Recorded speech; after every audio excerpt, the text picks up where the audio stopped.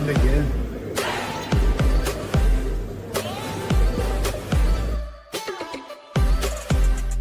Let me give you one more shot of this.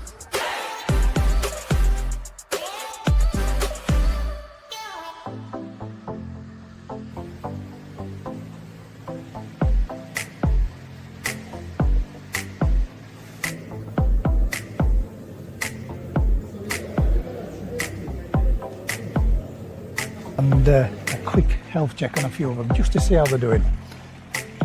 So if you're new, welcome aboard. To all the new subscribers, a massive thank you. Hey guys, here we go, mixed bag. Good majority of the small ones, and then these are going to be the last that I go through.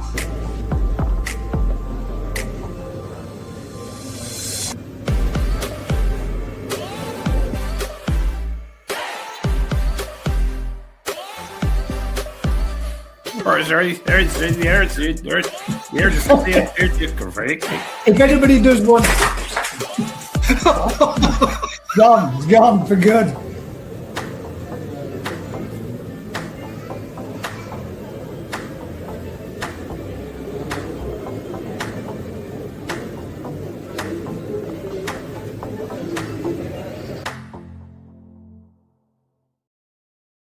Good evening, ladies and gents, and welcome to this week's GKP Thursday Night Live. I hope you're all well and had a good week up to press. And guess who's going to be late this week? I wonder who's going to be late this week. Well, it's going to be both of them. But Matt has literally just popped in there as I was saying it. But I'm obviously, guys, this is a busy time and a busy season for Rick and for Matt. They've got all that extra work to be doing with all the new fish and everything else that's going on. So it's to be expected, and there ain't no time clocking in here. There never has been, and there never will be. I hope you've had a good week, mate. How you doing, and how has it been going this week? Been all right. Yeah, it's been a good week. Got some jobs done. I think the advantage of having the late evenings is you can get a lot of work done at home. It's upside down. It's upside down. What the hell? God, who's done that then? Yeah, needs to. If for all those down under, welcome to Gazza's Koi Pond. I'll need to spin that round, but I'll have to take my camera down to do it. Not actually spin the sign round. I need to use my mobile phone to do it. Sight's upside down. I know. I thought it was backwards then for a minute, but it is actually upside down. What the hell? Go figure that one. God knows how that's working, but for all those down under, it looks perfectly normal to you. I reckon it's all clean and knocked it off. It's probably the fact that I've just done a load of updates on my mobile phone, and that was one of them. So, is it not actually real then? It's what? Is it not actually real? Real? What do you mean real? The Gaz Koi Pond, the sign. What do you mean real? As in a proper logo behind you. Yeah, I can make it say whatever you want it to say. Oh, I always thought it was. How did it fall off that time then? Because technical error on my department in the fitting of it. So it's. I try not to make it as a permanent thing because I used to have it up there permanently before, and it did kind of cause some damage to blinds when we were opening and closing them. So now it's Colin, LOL, is it real? No, it's a figment of your imagination, Matt. It's just not really there. It's only you can see it. Yeah, it's real. I can make it pretty much. Hang about. Let's see. Right, let's see if I can. Let's see. Oh, look at that. We got a bit of a close-up. One sec. Let's see if we can. This is going to put my camera down, but you'll still be able to hear me. There we go. Right. 1 second. That's better. My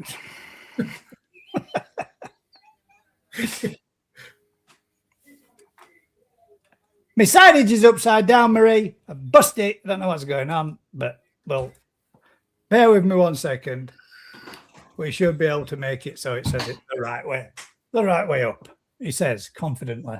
The writing's upside down for some reason. No, please, other two. Yeah, can do you. Let's see what's going on. I mean, what would you like it to say, Matt? Bearing in mind that you're filling for me right now because nobody else can see me. Oh yeah, evening all. Isn't it nice?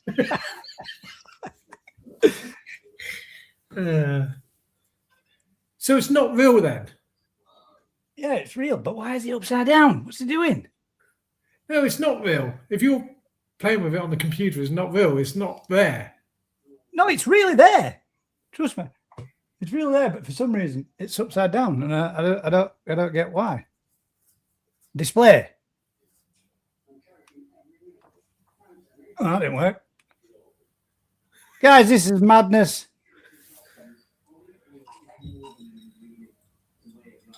Sorry, this is not what you tuned in for, is it? Because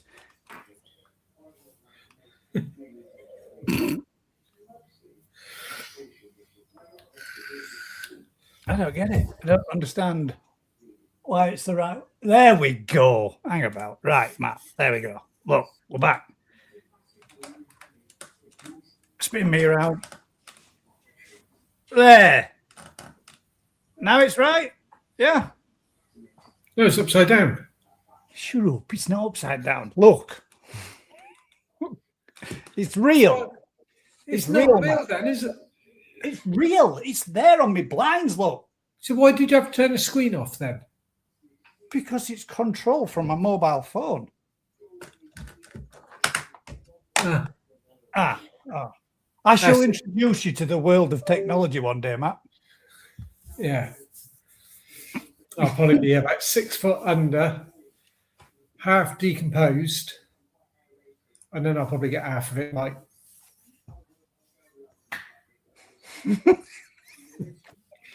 So yeah. Anyway, sorry about that, ladies and gents. For all those that are wondering, I am actually real. I'm not AI, nor is Matt, nor is that reindeer above his head, and nor is that sign above mine.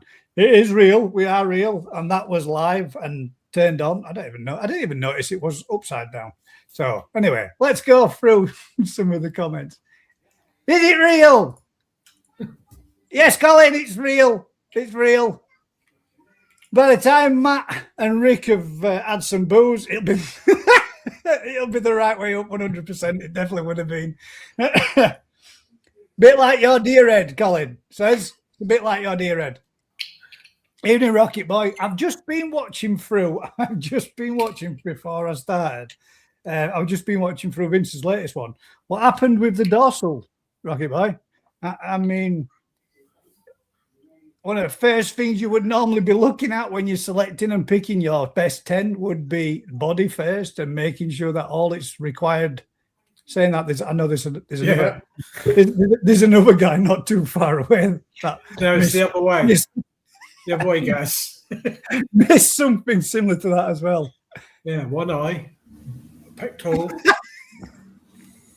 Good evening, Rick. I would just say, no, you're there. We saw you with a thumbs up. Good evening, mate. I would just had a couple of technical difficulties. My sign was upside down, and then Matt was wondering whether or not it were real or not. And I was just mentioning to Rocket Boy that I watched Vince's latest one, and he managed to slip past all three of you a fish without. He did, yeah. Nice fish and all, though, mate. What such a shame, innit, to not have. But I'm sure somebody will buy it and I'll love it regardless, all the same. Well, it's one of them, isn't it? Didn't notice until it was back in the pond to come up to feed. How do you think something like that's happened, Rick? Do you think you missed it initially when you first put it in there, or do you think that might have caused some damage, knocked it and a bit of it? No, it's been you missed it day one. Either a birth defect or very, very, very early on. Yeah. But yeah, it's just weird that the little bit it's got starts in the benny, so it's like where the shiroji is, it's just you can't see it, and then suddenly the little dorsal fin starts in the benny and goes back, and it's full red. Get Matt to turn the deer head upside down. We just actually somebody put in a good comment there. By the time Matt and Rick have had a few more bottles of booze, it'd be the right way up for you guys. Is that actually the right way now, or is it backwards still? It's still backwards. Hang about. This is the thing. I can never. Well, I can believe you, but I've just got to. I've got to check for myself now. This is the thing. I can. Yeah, but my room's back to front. There we go. It is the right way around. It's the right way. It's just Matt said that's wrong way around. Yeah, he's in the right place there. It's in the right place. Right then. We've got all types of Matsuba to be looking at tonight's Koi appreciation. We've had a fair few sent in. And I think if memory serves, between Tony Farmer Koi's 6 million shorts that was posted in my Facebook group this week, hopefully somewhere, he's doing an average of 3 a day now, which is getting a little bit on the redonkulous side. But good luck to you, mate. It's working and it's getting the subs up, so I'll keep them coming, bud. If you think I'm sexy, Baby Shark, do. For a few of the others, that is used as song choices. But looks like the fry are growing well, mate, if nothing else. I think there's also a couple of ponds that have been posted too, so we'll have a look at those later on. Anyway, lost me trail of thought. But yeah, if anybody has, that's what we're going to say. If anybody has got any questions or anything they would like to ask this evening, usual thing, guys, just stick a question mark on the end of it and we'll be able to go straight to them like this one. From Sean, he says, evening, everyone. Question for Rick, please, Gary. With all the feeding on the farm, do you have to raise the KH? Thank you. Very good. In some places, yes. Anything that's a recirc type system. So in the shop, anywhere in like the tunnels, then we have to buffer the water. Anywhere on the farm where it's got a constant flow of water, then not so much. But yeah, something we do have to bear in mind. We do have to check. We do have to deal with. Now, do you do it the way that you've said it before, Rick? Do you add a buffer direct to your water source, or do you have something that's in there to buffer it constantly as it's needed and required, so to speak? Bits of everything, to be fair. So years ago we had, I don't know whether it was four 28-ton lorries of chalk come in. So 100 tons of chalk went into someone. So in the bigger ponds, so it just got poured in, like in the corner of the mud ponds. So it's just there slowly doing its thing, so it's just one of those. Whereas around the shop, sodium bicarb is used as an instant KH kind of quick fix. And then in the bigger ponds, we also use dolomite, which is like a type of chalk dust, iron magnesium from Italy, Dolomite Mountains, I believe we get it from.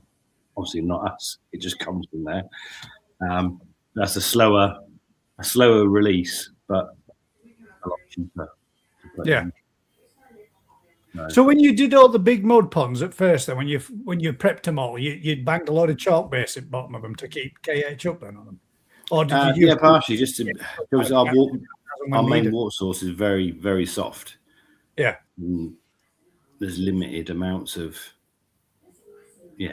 minerals available. You put soft water in a clay pond. Oh.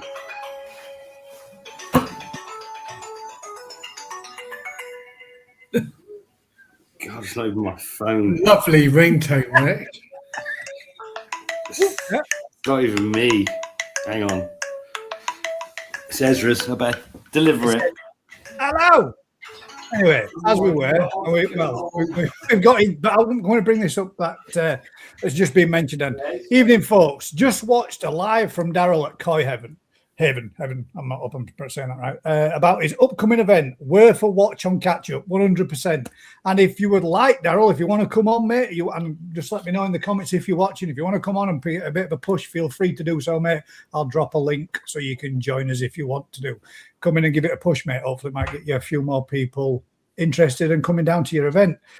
We've got an evening all from Michael, and we've got signs upside down. Evening, Gaz. Thank you very much, Mark. Hope you're well. Evening all.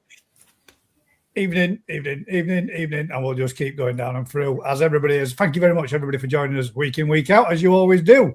There we go. He is there. Good evening, mate. If you want to jump on, mate, give us a shout. Let us know. Just drop us in comments, and I will be more than happy to share a link for you to come on and push, mate. At the end of the day, it's for the greater good of the koi community, and it'd be really nice to see you get a good, group of people going down there. From what I've seen in the videos that I've watched, mate, you have some cracking stock. You really do. Vince says, I will be there. There you go. I will be there in capitals. I will be there, just shouting it. I will be there. It's quite early, isn't it? It's September, isn't it? End of August. No, September. We've had this before. And to be fair, I just saw it come up. I think you were doing what do they call it? A premiere. I think it was a premiere. It just come up as I was getting ready to sit down and get ready for this. So I did see it. I did notice it. I would, but I have 2% battery. No worries, mate. His offer's there, that's all. If nothing else, we give it a little bit of a push, and I will share that. In fact, what I will do is I will share the link, and then that way then people can go back to it and bookmark it for later on to... It's the weekend before the Great British Koi Show, because I'm at a festival. There we go. There's a link, guys. If you're interested, you can go watch it now, or you can watch it later when we've finished. But there is a link straight to his latest video. That's all about it. Is that the festival here, Rick? No. My pleasure, mate. The week after that one. All right. August is busy, mate. Festival, koi show.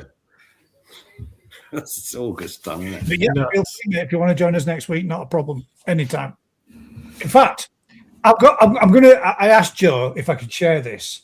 And there's a gentleman that's called James Barker, and James Barker Art, I'm guessing, is what he does. But this is mint, man. This is proper nice that he's done. And I believe he's done this for Joe. But Rick, you must know all about this. You must do. But this is one hell of a piece of artwork.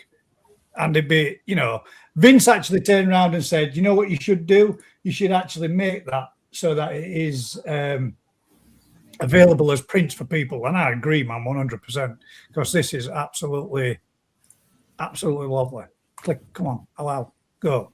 Look at that, man. For a piece of artwork, that is absolutely fantastic. The gentleman added me the other day, and I thought, well, he's added me, so I'm going to share it for him, because I think he actually put a little bit of a write-up with it about it all. And I did have a read of it, but that is one. That's the Crimson Thunders and everything else, isn't it? I believe in there, yeah. So it's a dad on top and the 4 females we used underneath. Now, I hope you've got a copy of that too. No, I haven't got a copy. There's only one original. And I know. I mean, that'd be something nice if you could make a print off of that, wouldn't it? That would be. I mean, that's bad. Nice. I'll have certs out next year with all the offspring coming with one of them. Double the price, mate. I mean, to be fair, for a bit of artwork, that almost looks like overlaid photographs. That's pretty damn good. So the photographs I give him weren't great, so he's done a good job, because Joe had a good photograph of the male, but I didn't have very good photographs of the females. So he's done a great. Yeah, I mean, it's one of those, isn't it? You can make T-shirts, you can make prints available. Who knows? And I've also got the man himself with. Oh, let me put that on there so you can see it. The man himself with the piece of artwork which has been delivered to Joe from the koi perspective. And again, guys, 100%. Matt's will give Joe a bit of promotion. He's got his little logo in the bottom corner there. But if you haven't got it yet, you need to contact him, get in touch with him, and get yourself subscribed to the magazine. Because even my dad enjoyed having a read of these, Joe, while he was in hospital having his hip done, and he was well pleased to have a little bit of light reading to go through. So there we go. If you haven't, get yourself over there to the koi perspective and get yourself sorted out with a magazine, because bring this back up. is That's nice. That is lovely, but that is also something that was in last month's magazine, this month's magazine, should I say? So well worth a read. All about The offspring are doing well, so hopefully we'll have stuff going on further through the years. Yeah. And the gentleman in question that did that artwork is James Barker's art, and I think that is a fantastic piece. That I think he's the gentleman that sent us all the cards. yes, yeah. I mean that's stunning, isn't it? It is. Yeah. One hell of a painting. I saw pictures of it as it was being created, and from the pictures I'd sent him how he was creating it, it's like, oh, good luck, mate. But yeah. Oh, Joe's coming to the event as well. Sweet. I will say this much: there's not very many koi paintings that I would say I'd hang on my wall, but that one I definitely would, and I think that would probably get the seal of approval to be allowed to be on the wall too, if you know what I'm saying. But yeah, cracking that, mate. Bang on. We need someone to turn it digital at like Singapore airport. They've got it projects holograms swimming across the roof and stuff. So you could almost turn each of those fish into swimming fish across the roof. Bring them to life. Bring them to life. But yeah, Singapore airport, when you go in there, they've obviously got a real pond you walk over. But when you look up the dome, it's all projected holographic fish swimming around, all koi swimming around above you. Sweet. It's quite mad. I did get told off for hanging around too long. And Matt, is this the latest update? Yeah, that's where we are now. Let's have a look at this then, ladies and gents. You can see that this deer that he's got in this particular photo didn't get fed quite as well as the one above his head. So I'll share you this too, and we can all watch it together. I hadn't seen this as well, ladies and gents, so I'm hoping, fingers crossed, that there ain't that shouldn't be in here. No, it's all good. Knowing what that's like, it could be somebody buried their head in some sand. Mate, that does look smart. That I've got to admit. It's going to be rendered next weekend. That'll finish that off, and then we've got to work out the windows for the front. It is banging. And that's the big mirror there as well, isn't it? Yeah, that is the big mirror. They're hiding. Now, Matt, are these fish of yours for sale, or are these just your fish? Bit of both. Bit of both. Yeah. They're all for sale at the right price, aren't they, Matt? Look at that one. That bugger, didn't you look? That was a mood kill, that one. Yeah, no, chuff. Just trying to work out the glass to go on the front because it's obviously all going to be covered. And the cost. Why don't you use polycarb, same as you have, that you can lift off and remove, make them removable so that you can have an open up through summer months so it don't get scorching red out in there. And then when you want to winter, make them so that they're hookable on so you can kind of just tighten down the hatches but have an open view to it as well. Yeah. Part of the idea was that we can use it to really grow on the fish a bit like the polytunnel. So fish can go in there, the temperature. So you can keep them in there and keep those temps up without having too much of a heating bill as well. Sean sorted out some gas sluts that we can just literally lift up the front. Oh, you're going to do it so it's going to be pop-up front kind of thing. Sweet. Yeah. But I've got to admit, Matt, that really does tie in well with all the rest of everything else. Yeah, it is. It is banging. I'm chuffed to nuts with it. And a lot cheaper now for any form of treatments, eh? Yeah, massive difference. Massive. All that beautiful pond, mate, and you still not got a regulator for your oxygen bowl. Oh, yeah. No, probably because I've had two regulators on that same bottle, and I keep dropping the bottle and smashing the regulator. And so it's like, do you know what? I just pick it up every so often, and I can feel it. I can see it. It's just about to tip over again, looking in that picture, isn't it? Yeah. And all it's got is a piece of garden hose shoved in the top. Filter system, filter shed on the opposite side all done? Have you got all that lined out? Then have you gone to? Yeah, that's all. Well, yeah, clinical. 95% finished in there now. Another 100 litres of Helix went in today.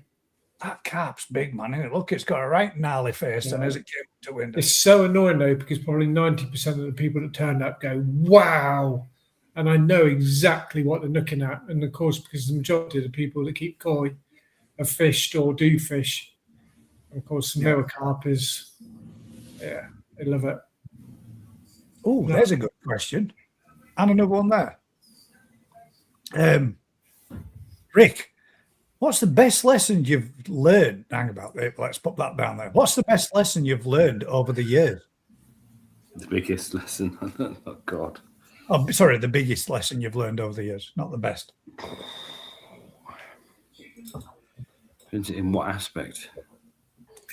In fish sales, fish farming, the reality, make things as foolproof as possible. Because when you're not there for 24 hours and it all goes tits up, yeah. Don't know. You're always learning lessons every year. Constantly. Problem is with it, you try to make your life easier by, I just think of an example, a float switch in there, top up your pond so you don't have to worry about topping them up. And you guarantee the more you add to it, there's something else that's going to go pear-shaped and the ball valve's going to stick. Yeah. I think for me, that it's getting the stock down. So whenever you're growing fish, you can get carried away. And it's realising when you've got to get them out. So if there isn't a power failure, a pump failure, whatever, that you've got an adequate window, they'll survive without said electric, said pump. And someone's going to check them in that window. Because as much as you have backup phones, backup alarms, and all the rest of it, yeah, the minute you have too many fish that are too warm, being fed too heavy, it's a recipe for, disaster. Unfortunately, we must. Yeah, I mean, even losing Vince's pond a couple of years back, and it was a simple thing of just that feeder going while you had that. Decided feeding him. He'd asked me about feeding 24 hours. I said, "Yeah, go for it, man. It's fine, but whatever." But then Sean didn't know, and the backup Jenny on that one failed, and that was the end of their pond. It can quickly turn a disaster. Mine was the same temperature. Everything was the same in the other ponds, but that feeder carried on putting food in, and they carried on feeding to a point before. Yeah, it's little simple bit. Yeah, 9 times out of 10 you might get away with it, but the 10th time you don't, and then it's costly. It's just absolutely. Yeah, David Orchard Koi, mate, he had an issue a few weeks back, and as much as that was a disaster for him, God, he swerved one. Because that could have been a lot worse. So, the amount of fish he's got in that confined environment, the fox knocked over something, which knocked someone else, which took out the power. And, that could have been all of his fish dead, not just one. Yeah. It's just by chance he's gone back in a period of time after and found it. But, it's you can't, you think you got everything planned and you think there's no way that can go wrong. And like I said, it's like Final Destination. A screen will fall down, knock someone over, blocks a pipe, or cracks some. It's always the completely unexpected stuff that happens, and you think, how does that even happen? It's like when you get that smallest gap somewhere. No matter what, there's that one fish that's going to find it to jump out, and it's always the one that you really like the most out of that kind of situation. I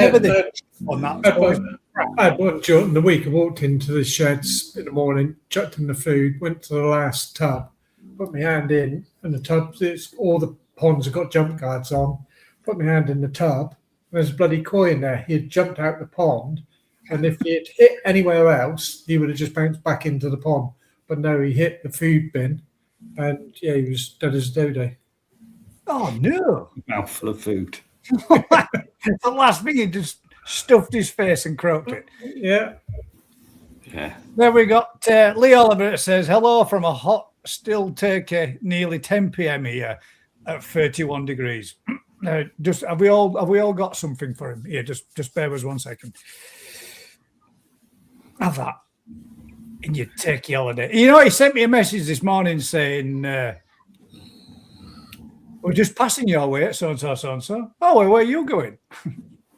To airport. Shit.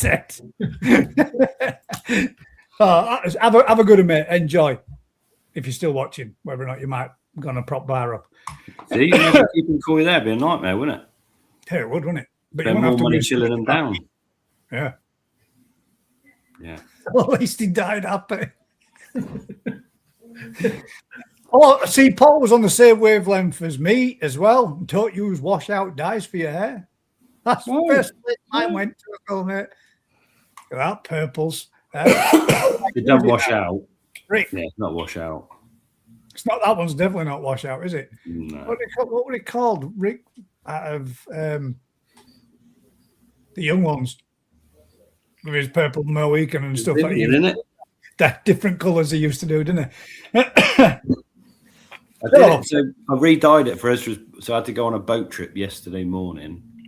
Ezra's class, because they're finishing yesterday. It's like a tradition. So they meet outside the hotel up the road, get on a boat and go on a trip up down the river for breakfast. And this year's theme was make as much noise as you can.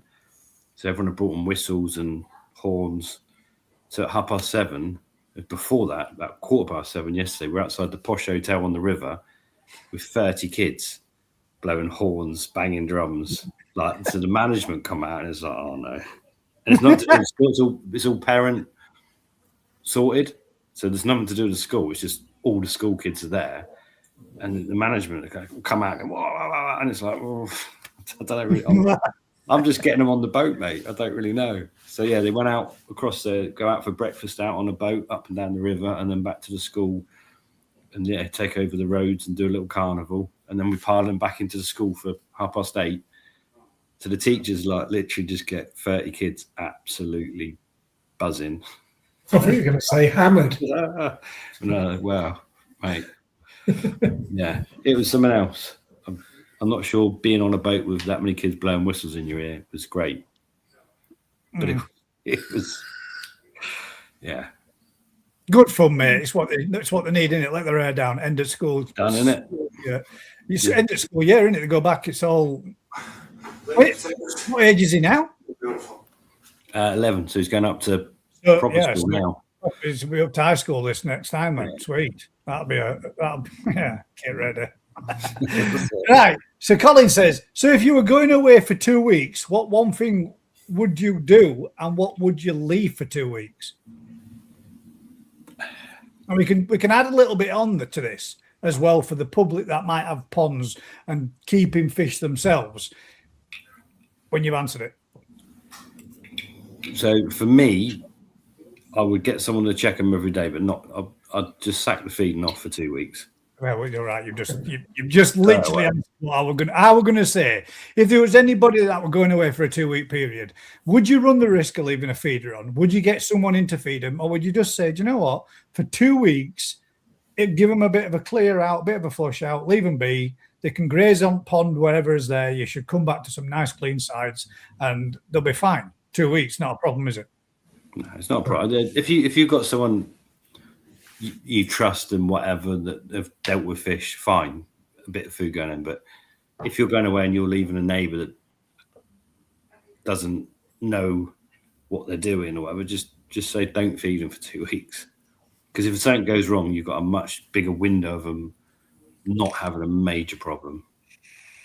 So that food thing is the biggest thing we hear is my neighbour looked after him, fed the whole bucket of food, and then we had a power cut. Yeah. Or whatever. And they're all dead. So yeah, the power cut, making it, the filters are going to run better without a load of food going in them. The fish will be absolutely fine and will be better without a load of food going in them. If you can drop if you've got a heated pond, you're lucky enough, you could drop the temperature, give yourself less issues on that front. Don't change anything a day or two before you go away, because changing a rubber or doing a UV, doing something that then could go wrong.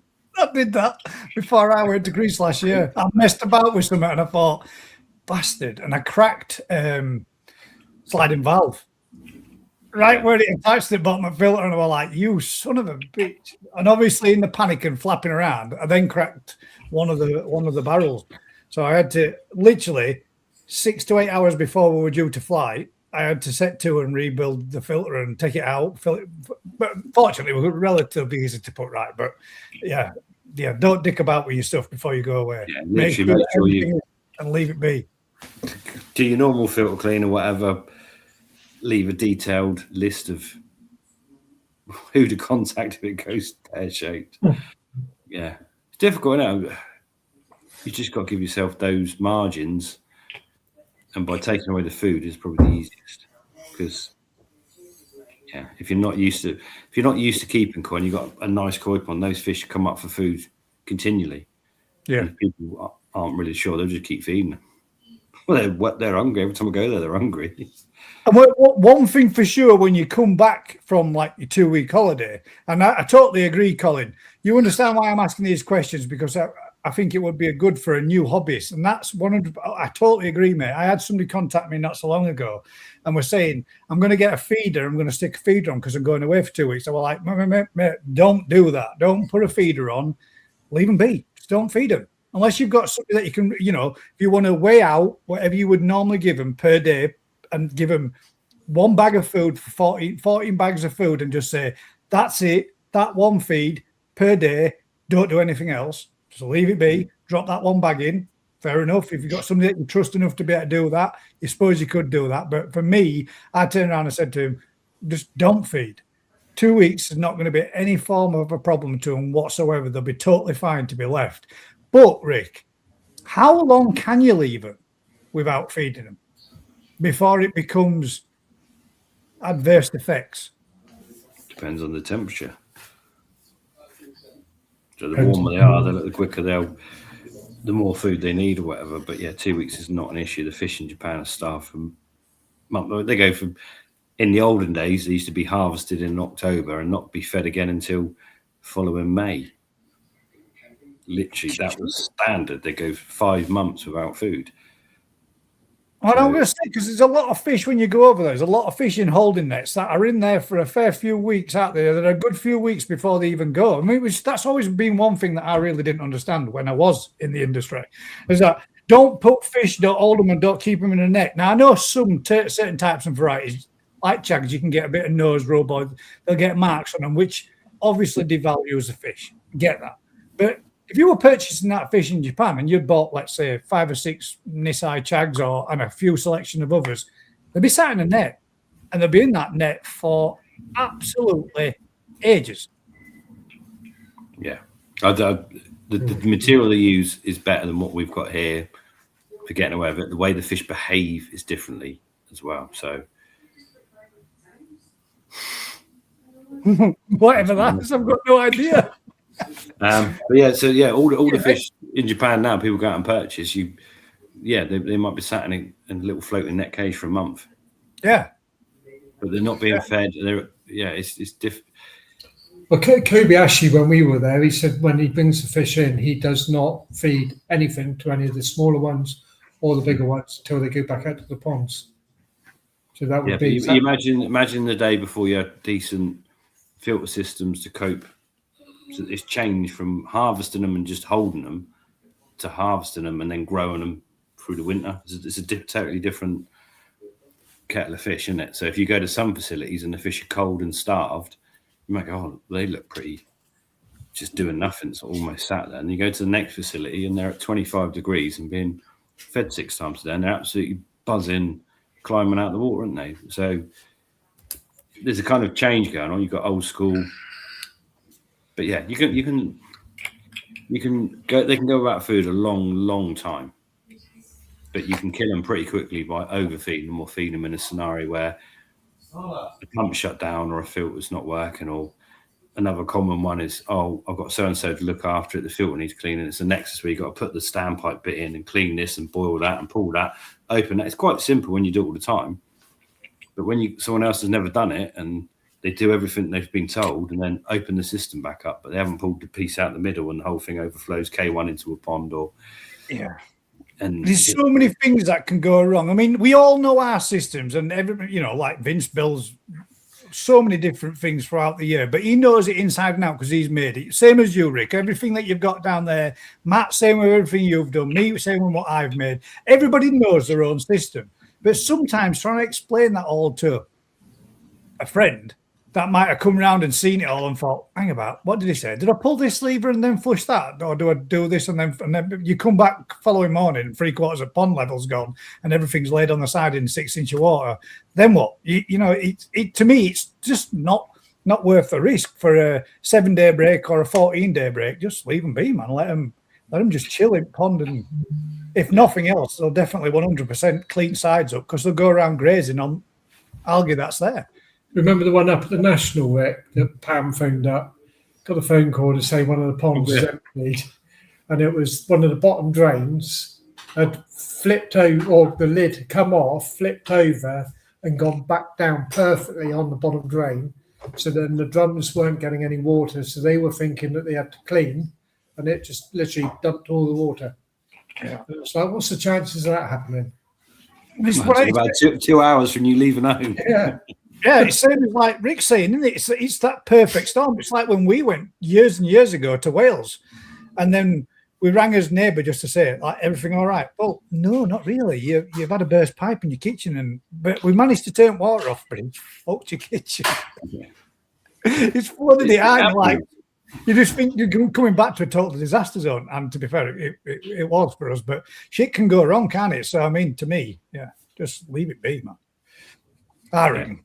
It's kind of that simplicity thing, isn't it? And having someone, if you're going to have someone look after the pond, make sure you go through where the pump's plugged in and where the trips for the house are and whatever. Because, we've had all sorts over the years. People phone us up, I'm looking after so-and-so's pond, but nothing's running. All right, so it's tripped out. The trips are, I haven't got keys for the house. What's great? It's like, well, you either break a window and get in there and get the power back on, or what do you do? Yeah, you just got to make sure you cover every eventuality and some.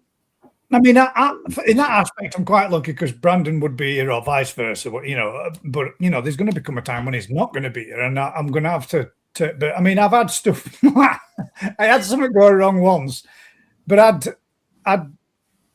I'd dicked about with something, and I forgot to. My system, right? When I do a filter clean, I've got to be really careful. I've got to turn it all back on, and then after about a minute or two, I've got to switch it off and pause it for a second to let an airlock that gets out from chamber 1 to chamber 2. And if I don't, it'll overflow and it'll start pumping away till the shut-off valve drops off. So Brandon had obviously noticed that it was. And I'd popped out for a day, but I'd got the shed keys in my pocket, so I had to get Al Lewis to turn around, and he's like trying to get lock off at door. So he ended up getting a bolster chisel and an hammer. And I'm on a camera call to him, like said, "Just get a whack, crack it, man." Now stop. That's when we were at the National. Oh, we were at National, last year, and he's literally got there. And you're like, oh shit. So he managed to get it up and running, but anything like that, I'd just gone to National for a day, and it actually. So, it happens. It does happen. So you've got to be careful, and you've got to actually do what you've got to do. And the only, I just made a simple mistake and took keys with me for a day. They're in my back pocket. So, yeah, there's no foolproof. Drum filters leave on bypass. Yeah. But that's kind of that's something that's simple, isn't it? But when everything's been running all right for 6 months, then you're going away for a week. You don't expect the drum filter suddenly to have a complete head meltdown or the pump failure or whatever. But that's exactly what's going to happen, isn't it? So yeah, if you can be that forward thinking to make sure, but if you're going to do it on bypass, make sure you do it more than 24 hours before to make sure the water can actually go through the bypass without overflowing, because some of them have got quite small flow rates are too high. So even on bypass, they'll start backing up or whatever. So. That's another thing I know there, Colin. I've been caught out with a drum draining and a pump's running dry, and a pump don't like to run dry for that long, does it? I had that on mine, Colin, when that's why I fitted the shut-off valve, because I just used to have a pump for circulation just to get a bit more extra movement in the pond. And it were only because it was sat there from the original pond, so I thought I'll just use it. But that thing, god damn, it melted the pump. It got that all, the actual pump housing all melted until it blew and tripped itself out. They don't like running dry, do they? Not at all. We all think we're clever, aren't we? Doing all these filtration designs and this and that, and it just takes. We've had little snails blocking up spray bars. Then one hole suddenly squirts further than it ever did before out of the pond, and you've got an empty pond. I've had it with a snail that sits on the float, so when the float goes back up, it can't go back up. I've had that as well, but it froze in the water, and I was like, hang on, this is what I was saying last year. Mine froze solid on the surface of the water, and I was thinking, this is getting to a point now that if I don't switch this off, I'm actually going to be pumping water out over the top of the ice, and that floats, frozen solid in there, and it ain't going to switch off. Daniel, I need to ring you, mate. I need to order some food, bud. Evening down. I'm going down. I've been trialing something this week as well. I think I thought it was unfair that we keep talking about Nutrimare and I don't actually use it. So I've bought some Nutrimare and trialing the colour on the polytunnel. At the moment, everything's going good. The first 24 hours was bad. I spoke to Dan about it. My water went green. It was disgusting. And he told you, cut it in slowly. Don't do it all at once. Don't think about it. Yeah, I can't do it though. You go in there and it's like they're all up there, aren't they? Going like that, and it's like, go on and just have a little bit, and then you go in there half an hour. Oh, come on, and have another bit. Matt's moved over to the dark side. Yeah, I'm in the dark side. Look, I can't even afford lights. Yeah.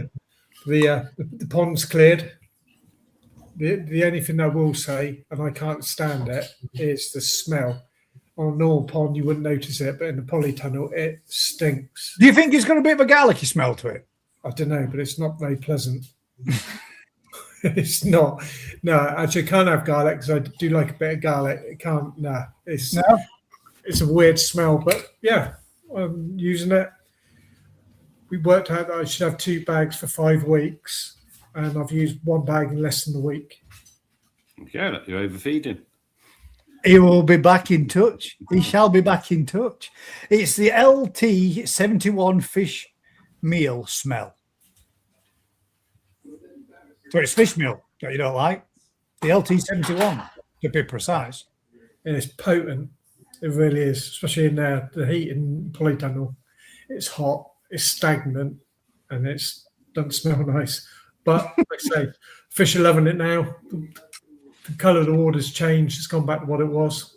I've actually got to have a look at my pond. I think because I have 2 small UVs, just purely because one's in there and I don't think one's enough. So I upped 1 when I went to the bigger pond. But I think one of mine's blown because I'm starting to get a little bit of a green tinge to the water. But do you know what? We're half tempted to say, let's give them some green water, see what happens. I mean, we can watch them when they come to top, but don't make for good viewing or good videos. But not that I do that many anymore. So there is good things about green water. So my gas rods went into green water, full of live food, and I thought I best after about 10 days, I thought I better clear it. I haven't seen eyes nor I don't know. They could all be dead on the bottom.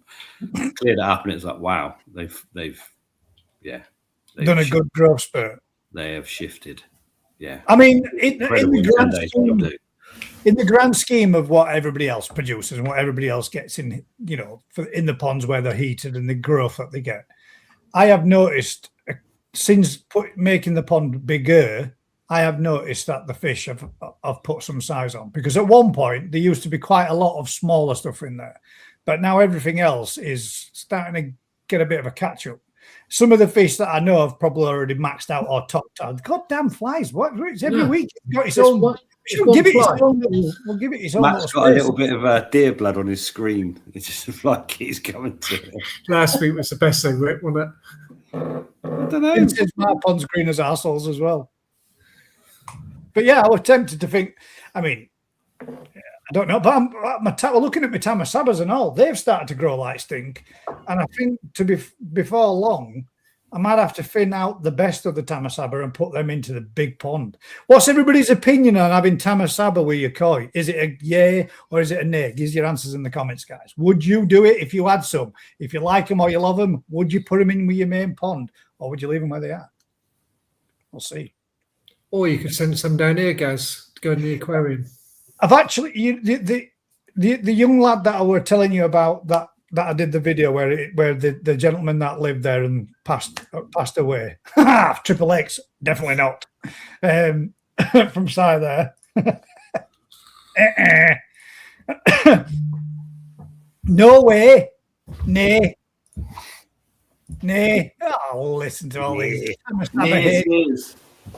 I think they're quite cool, but I'm tempted. I'm tempted to put them in and let them go in there and then maybe move them on the others. I might be moving some of them on. I might be giving them the young lad that we did the pond for, I think he's got the bug. Well, I don't think he's got the bug. I definitely know he's got the bug.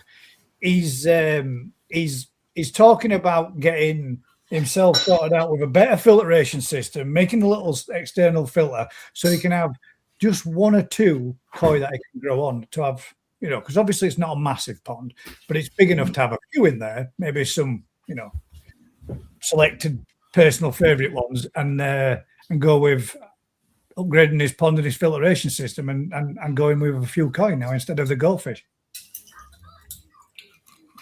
Or as well as his goldfish. Hang about. Tamasabas are like a fat bird in a club at 2 a.m. Ooh. Glad you said that, not me. Pretty, yeah. Oh, in Holland, if anybody would like to catch him or find him on YouTube or on Facebook.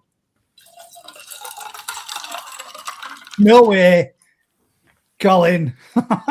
So you're saying you need beer goggles, Colin? I was going to say at 2 o'clock in the morning, you should be on the beer anyway. You should be well and truly plastered. Yeah, see, I mentioned tamasabas and they both go for a drink. That's how bad they are. That's how much people dislike them. And a pint glass of rum. Easy on the coke, though. Don't forget. Yeah. Sugar so most people say no there, but we do have Alan that says, I have 2 in my pond. One's the size of a very small watermelon. See, that's what I want. That's what I want, Alan. I want one that's like size of a football, you know, like a mini football type thing. I want to get one of them because there's 2 or 3 of them in there that are growing considerably well now. They've got a decent bit of size, and I'm thinking they do well at the cold temperatures, though. Well, mine are English spread, mate, and trust me, if they've already done one winter out there, and that would like -2, so that water was freezing, and mine were all swimming around. They didn't even hunker down like the koi did. They were all swimming around still underneath. Even my axolotls are double hard bastards as well because they managed to go through it. Train them up. That's it. Get them used to it.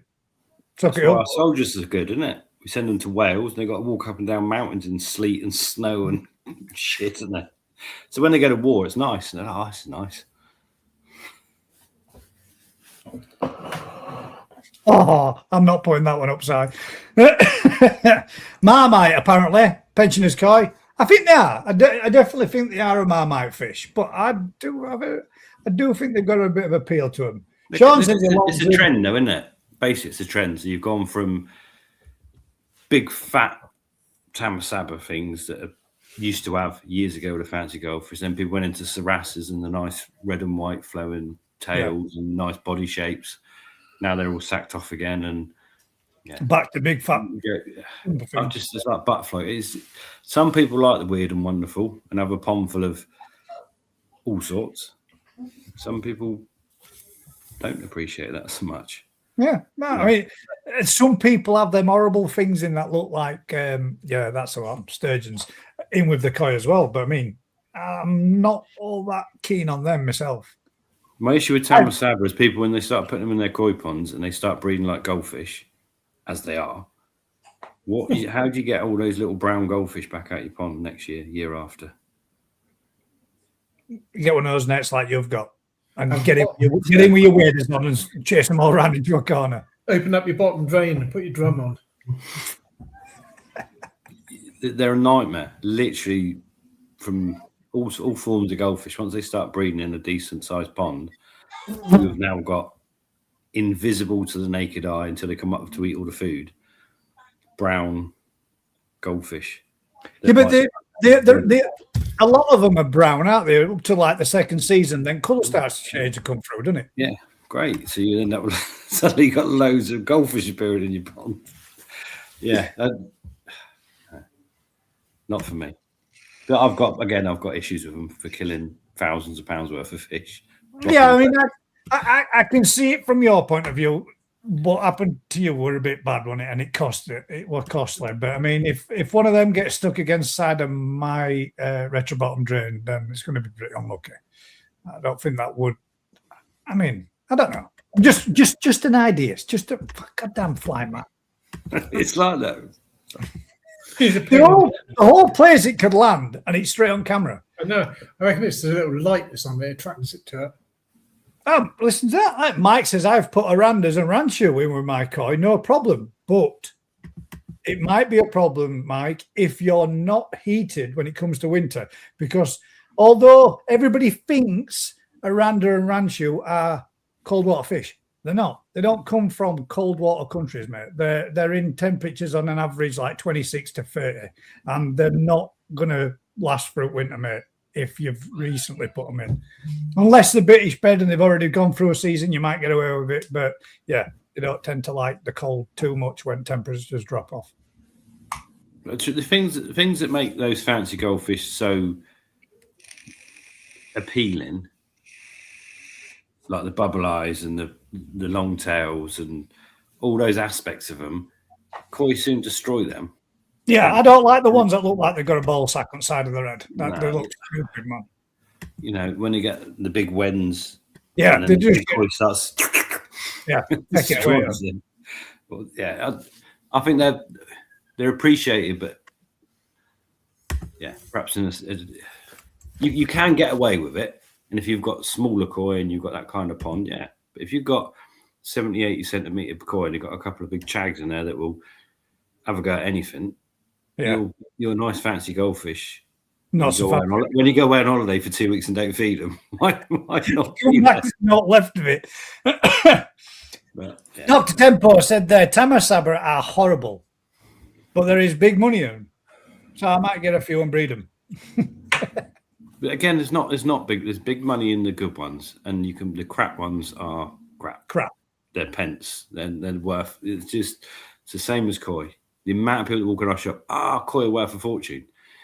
Yeah, 1 in a million's worth a fortune. The other 999,000 ain't worth a lot. That's the reality, isn't it? It's not. Yeah, I don't know. Misconceptions. Ricardo says, I don't dislike Tamasaba, but I won't buy any to keep. But I see people have Tamasaba koi.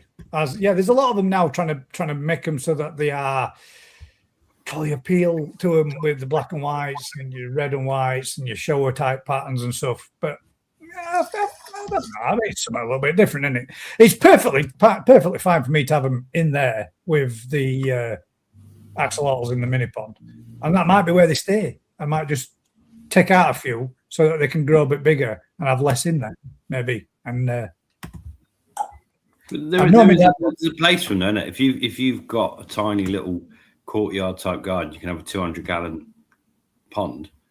Then you like koi, but actually you can't really keep koi because generally they just outgrow it. Then you've got these types of goldfish that kind of look like koi that will only ever grow to 10 inches long. It's like Sarasa comets. You can get a lot of them that look like a Tansho type pattern on them, aren't they? You know, like a full white body with a red spot on the head. They're really common in your what do they call them? Sarasa comets, aren't they? Yeah, but there's all sorts of horses for course in it. You've got a certain amount of space. You want to keep fish, keep them. Yeah. What's people's opinions in keeping? I don't know. We've probably talked about this. That's a fly bumhole. That is a fly pulling a moon. That is literally a fly's bumhole on lens. What's people's opinions in keeping coarse fish like rudd, roach, tench with your koi? I mean, we all know Matt keeps a mirror carp with his koi. What do you think about that? I mean, I do have a mirror carp with mine, which is actually starting to do a bit of growing this summer. But would those people that said no to Tamasaba also say no to Orf, rudd, roach, carp, as in mirror carp, or the ones that I can't stand, which would be, what do you call them, starlets and all the rest of it? Starlets. Yeah, Starlet, baby. I don't like them. I don't. Yeah, no thanks. They're not for me at all. But so a starlet or a sturgeon, a cold. This is where it gets a bit much. So an orf is more closely related to a trout than it is treatments. So there. So you got sturgeon and orf want cold water. You've got koi and anything goldfish based warm water. You got tench. You know, you could put all sorts in. If that's what you enjoy, why not? It's weird with the sturgeon and sterlet, so because at the beginning of the year I normally buy about 300 of them, different sizes, different types. I'm sold out already, but I never ever see anybody really selling them. Wanting to rehome. So I wonder where they all go. Tangled up in blanket weed and dead. Yeah, and die. Not for me. Put them in a separate pond, like a dry one. Oh, yeah, I think they're horrible. I don't know what it is. I just don't like them at all. I wouldn't mind catching one as an angler, but I wouldn't want one in my pond. And I'm not saying that anybody else should not have them in the pond. They're not for me. But I mean, I would be quite interested in having a pond that would just mirror carp, or with rudd, roach, bream. I won't mind a pond with naturals in. And then wang a pike in just to give them all a little bit of exercise. The problem with natural fish, the whole point of them is you can't see them. That's why they're natural. Yeah. They hide invisible. Sorry, Fish Dog 1000. I have sturgeon and tamasaba in my koi pond. Tamasaba I agree with, good man. Sturgeon, not so much. Yeah, I think they're horrible. And it's that's quite an extreme, isn't it? So you've got a fish that wants cold water and fish that want warm water. What do you do? Yeah. I suppose, to be fair, in England, you pretty much got it covered, didn't you?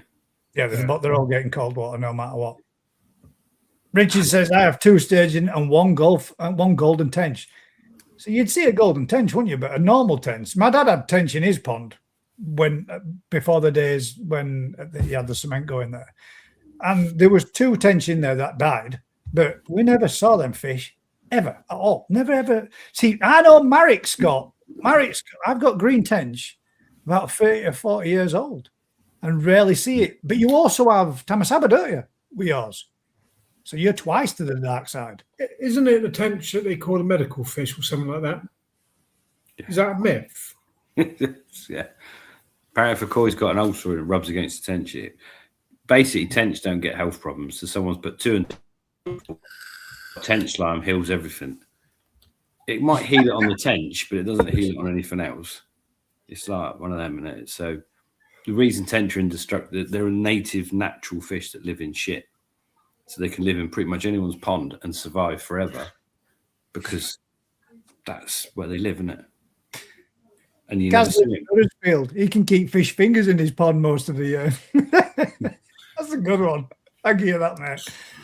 Dr. Fish, yeah, the myth, 100%. I think you've actually myth busted that once or twice, haven't you, Rick, in the past? My issue with like orf and tench and whatever is the way they feed. If you feed floating food, is they quite often come up and they're very snatchy and spooky because of their natural fear of everything trying to eat them. That's just how they should be. But they come up, snatch something and bolt. And the koi quite often are a lot more jumpy because of it. So you got your nice koi that you want to tame up and be really calm and not thrash about and damage themselves. And you got a tench that comes up, snatches a pellet, bolts off. Yeah, but all for the same outlet. Or for a surface feeding fish, and they're rapid at top, and and that spooks your koi having them in with them. but they're a good indicator fish. What goes wrong? It's normally your off that go first. They normally let you know way before your koi start getting problems. I said most of the spots where I go to, they've got off in there. If there are any big ones in there, you can guarantee you can have a twisted spine off. All the big ones. Yeah, my dad did with one of his.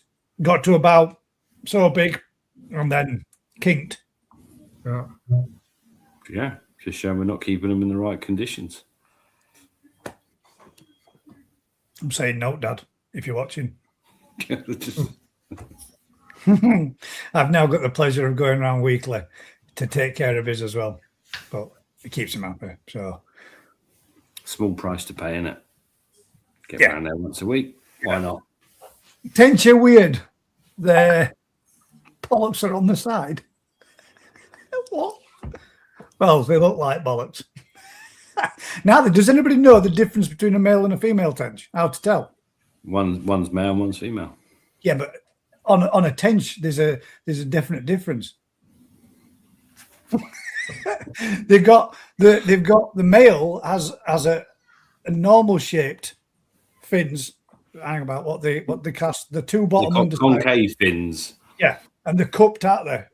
Yeah, whereas the other ones aren't. Frank's Koi channel, Mirror Carp are ace.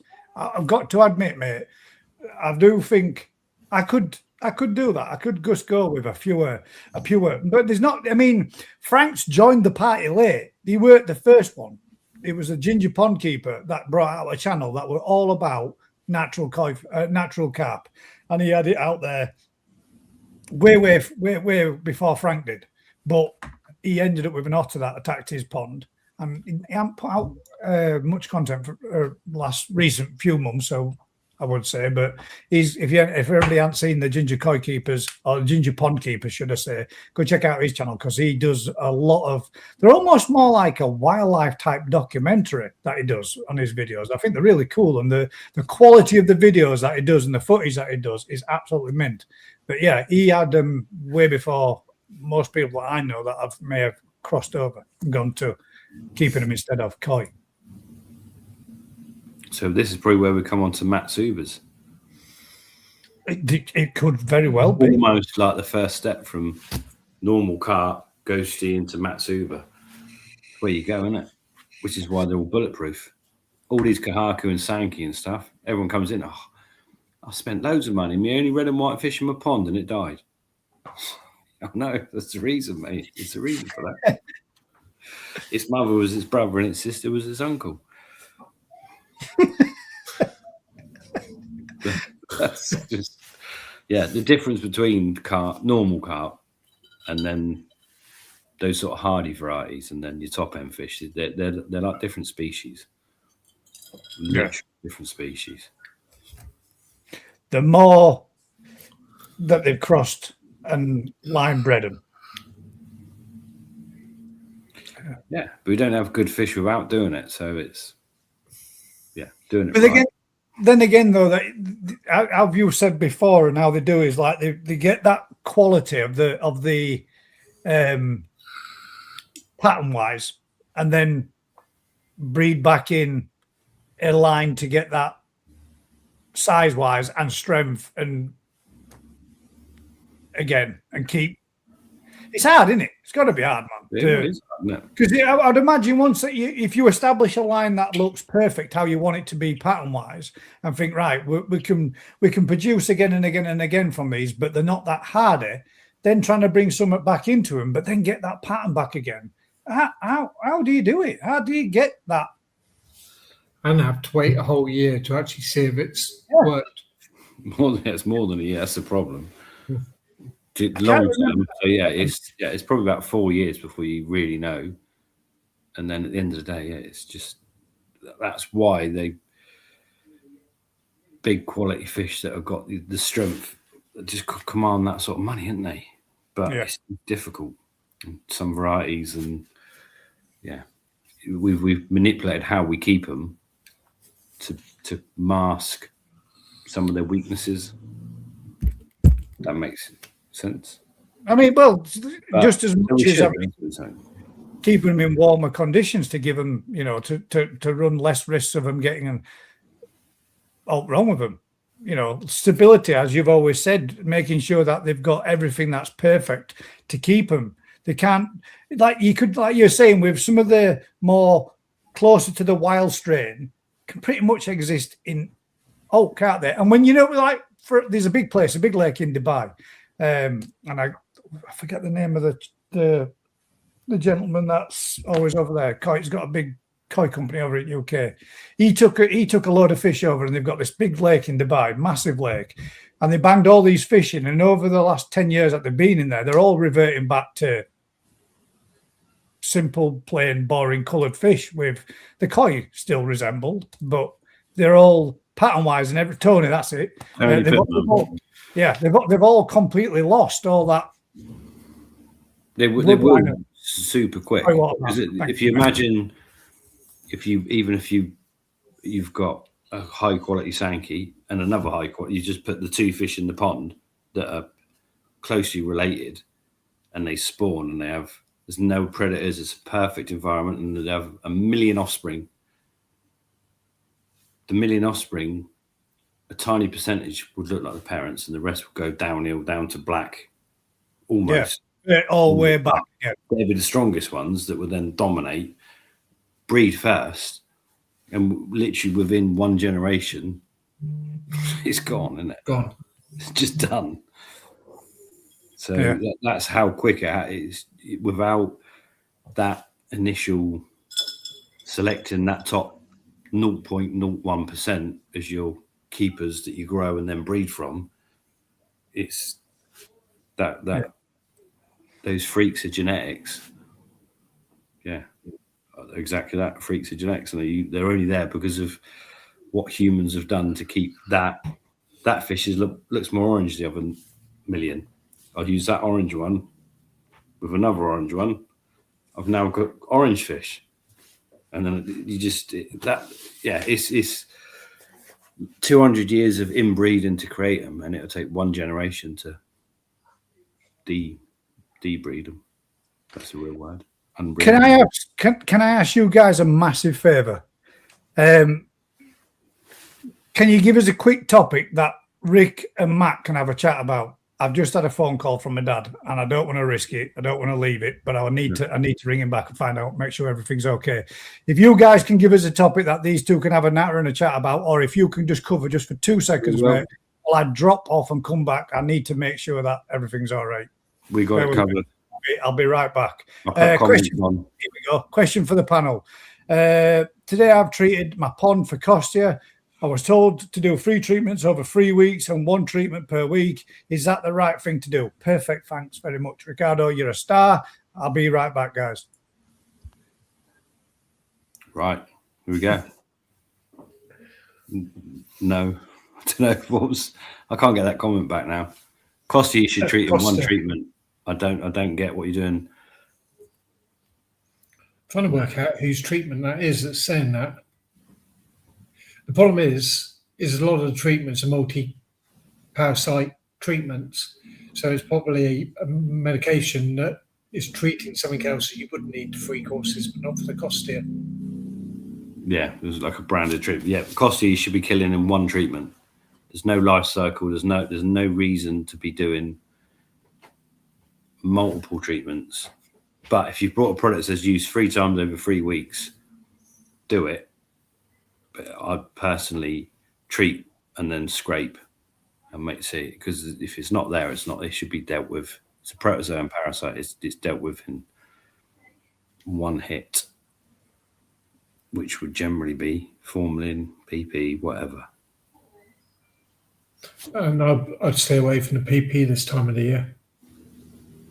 Yeah, but we'd always use formalin for Costia, and it's done 1 treatment, not to be seen again, done right.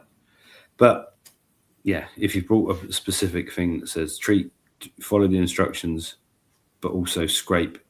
Don't wait 3 weeks if your fish are dying. If you've got a problem or you scrape and you still got Costia after 2 or 3 days, phone us up.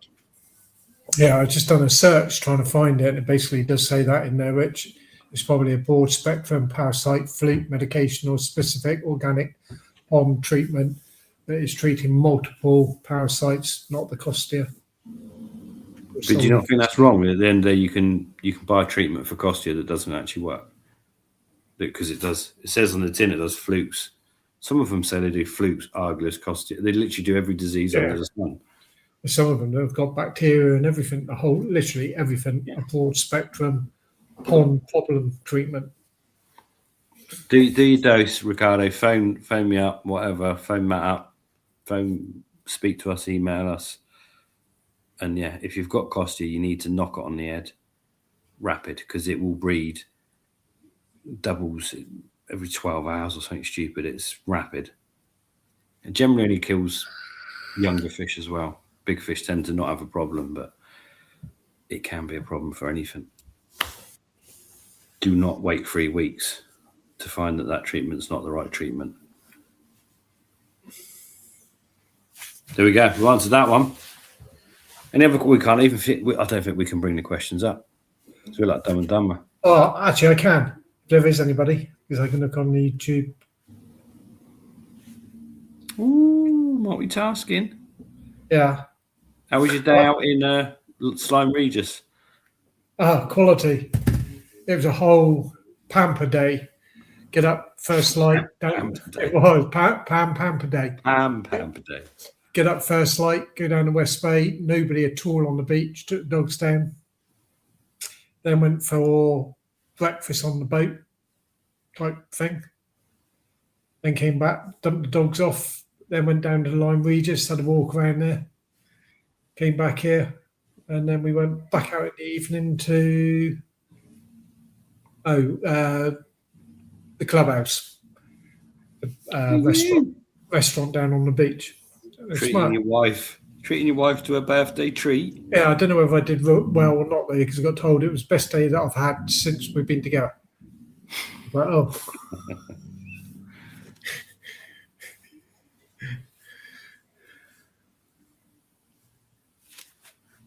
that one is muted.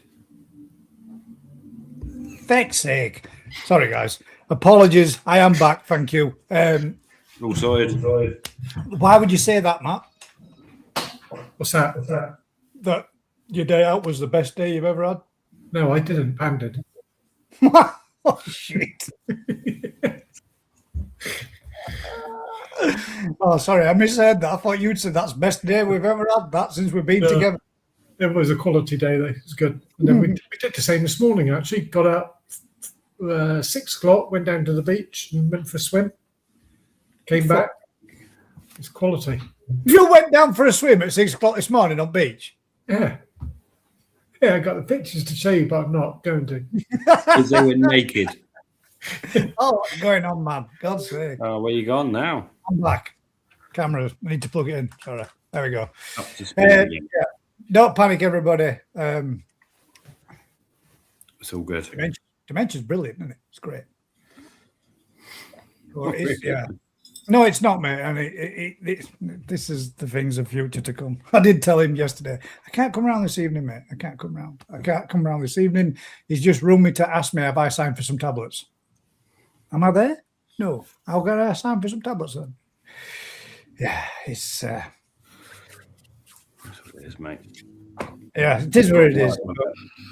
You got to do it, but I didn't want to leave it, guys, just in case it was something that were. And then he went, "Oh yeah, I forgot. Yeah, you said you couldn't. Yeah, Dad. I'm live now. Yeah. Oh, I thought he was watching. Did he tell you? You could have said, "Guys, I got attention." I did because I thought if you're watching, Dad, like I'm thinking you were just going to say, but no. Yeah, you managed to go through the question and the discussion, and hopefully, fingers crossed, Ricardo, you've got some positive information there. Hopefully. If not conflicting. Fish Dog 1000. I have a Citrus sieve before a multi-bay filter, and I'm struggling to catch all the fines before the water returns to the pond. Would you recommend a moving or static bed before the water return? I would slow the water up. So sieve first before it goes to the multi-bay. Yeah, no, keep the Citrus sieve up front because it's going to catch not the fines but the bigger particles. Yeah. And then slow up the water going through the whole system anyway. Give it the opportunity. It's probably going through there too fast.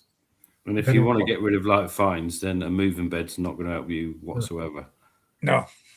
So think of a moving bed as a bacterial breeding a good bacterial breeding area, which does all the chemical elements rather than the solids. It's a bit like Pickford. It catches nothing.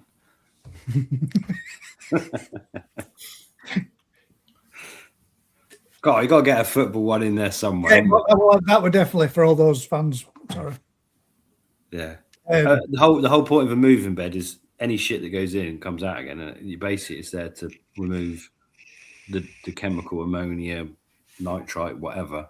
But any solids are not being trapped because they're being kicked out. Floss in the system, yeah. Filter floss, but you say it's expensive. It's not if you buy it from the right places, mate. You can get filter floss by the 10 or 20 meter roll on Amazon, and it costs next to nothing. And you just tear a piece off as much as you want. Or you can pay for it from because it blocks and overflows and blocks stuff really easily. But if he's got any form of like sponge filtration or something and wanted to put that one, that added extra one just in, so you got like coarse, medium fine, ultra fine, it'll polish it just before it goes back. Hopefully all the bigger shit should be out before that. I have one on mine and it works well at polishing, but you know once it's started to get clogged up because you start seeing fines floating around in your water and it's obviously spilling over it then rather than just switch it out. I'd normally change mine weekly and it does make about a year ago Oazi did that like moving bed of I don't know what happened to that. Yeah. It's like almost a conveyor belt of filter floss that trapped the shit and you dumped it. But I think after like a matter of days, the whole thing's gone. You've got to buy a whole new filter floss. I think that's an expensive route to go down when you're trying to do that and it's literally roll on, rolling off and rolling up. That particular filter system seems to be a bit of an expensive one, doesn't it, for... I think the problem with it is in like the factory setting, it probably works an absolute charm. When you put it in real world where there's so much shit getting pumped on it, the floss that lasted 2 weeks in the factories lasted 24 hours in a real world scenario. Yeah. And it's like, that doesn't work, does it? But yeah. You can't, Colin, you keep coy while you're worried about fines in the water. To be fair, mate, the amount that they shit and the amount that you eat, the amount that they blast back out, you can't really, if you're feeding them, you can't really get out the fines, can you? There's always going to be some element of it in there. You say that, but some people's ponds look amazing, don't they? Yeah. Some people's ponds. Yeah, but some people have spent like 25 grand on a filter system. So they should look fucking amazing. At the end of the day, they should cook your tea for you as well at that price. But some people will spend 25 grand on a filter system and the water's shit. Doesn't it? So, I think there's room for, doesn't matter what technology you put in, you still need the person to maintain it, look after it, understand it, tweak it, get it running right. That's the beauty of it, isn't it? One person knows their filter system inside out and makes it run sweet. And the next person hasn't got a Scooby-Doo where the water goes, what it does. This one, what do you think on this one? Tempest question. I think it's overrated. Definitely does its job. I mean, Matt, this is 100% why we'll probably never get a sponsorship from anybody, such as the people that manufacture these things and certain pumps. Personally, me, if you've got a Nexus 320 or an Easy Pod, which is basically the same principle behind that same form of filtration. Although there might be the people that will say, oh, yeah, look how much shit it's pulled out. Yeah, don't get me wrong, it does pull it out because you're adding another little extra amount of it somewhere else further down the line. I agree they do pull it out, but I mean, I know somebody that's had one, and within a matter of like 12 months, tubes have gone brittle as shit and cracked and leaked water out everywhere, aren't they, Vince? So, I mean, I think that for what they are, the price of them, I think they're expensive and overrated, personally. I think the difference is you're forcing the water through a condensed amount, but you're talking in a Tempest like 5 litres, and it's such a small amount of media. When you got in your main filter, you got 200 litres of K1, and then your Tempest, you got 5 litres. Yeah, it's just jammed. Which it's the same principle as sand filter. There's so many similar things, been and gone and whatever. The amount of money it costs to pump the water through that's the thing, isn't it?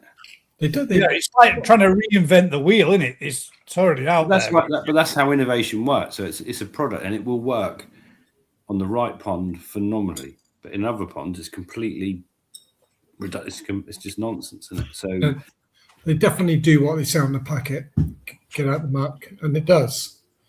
But value for money, I don't think so. Got a place somewhere, haven't they? I don't.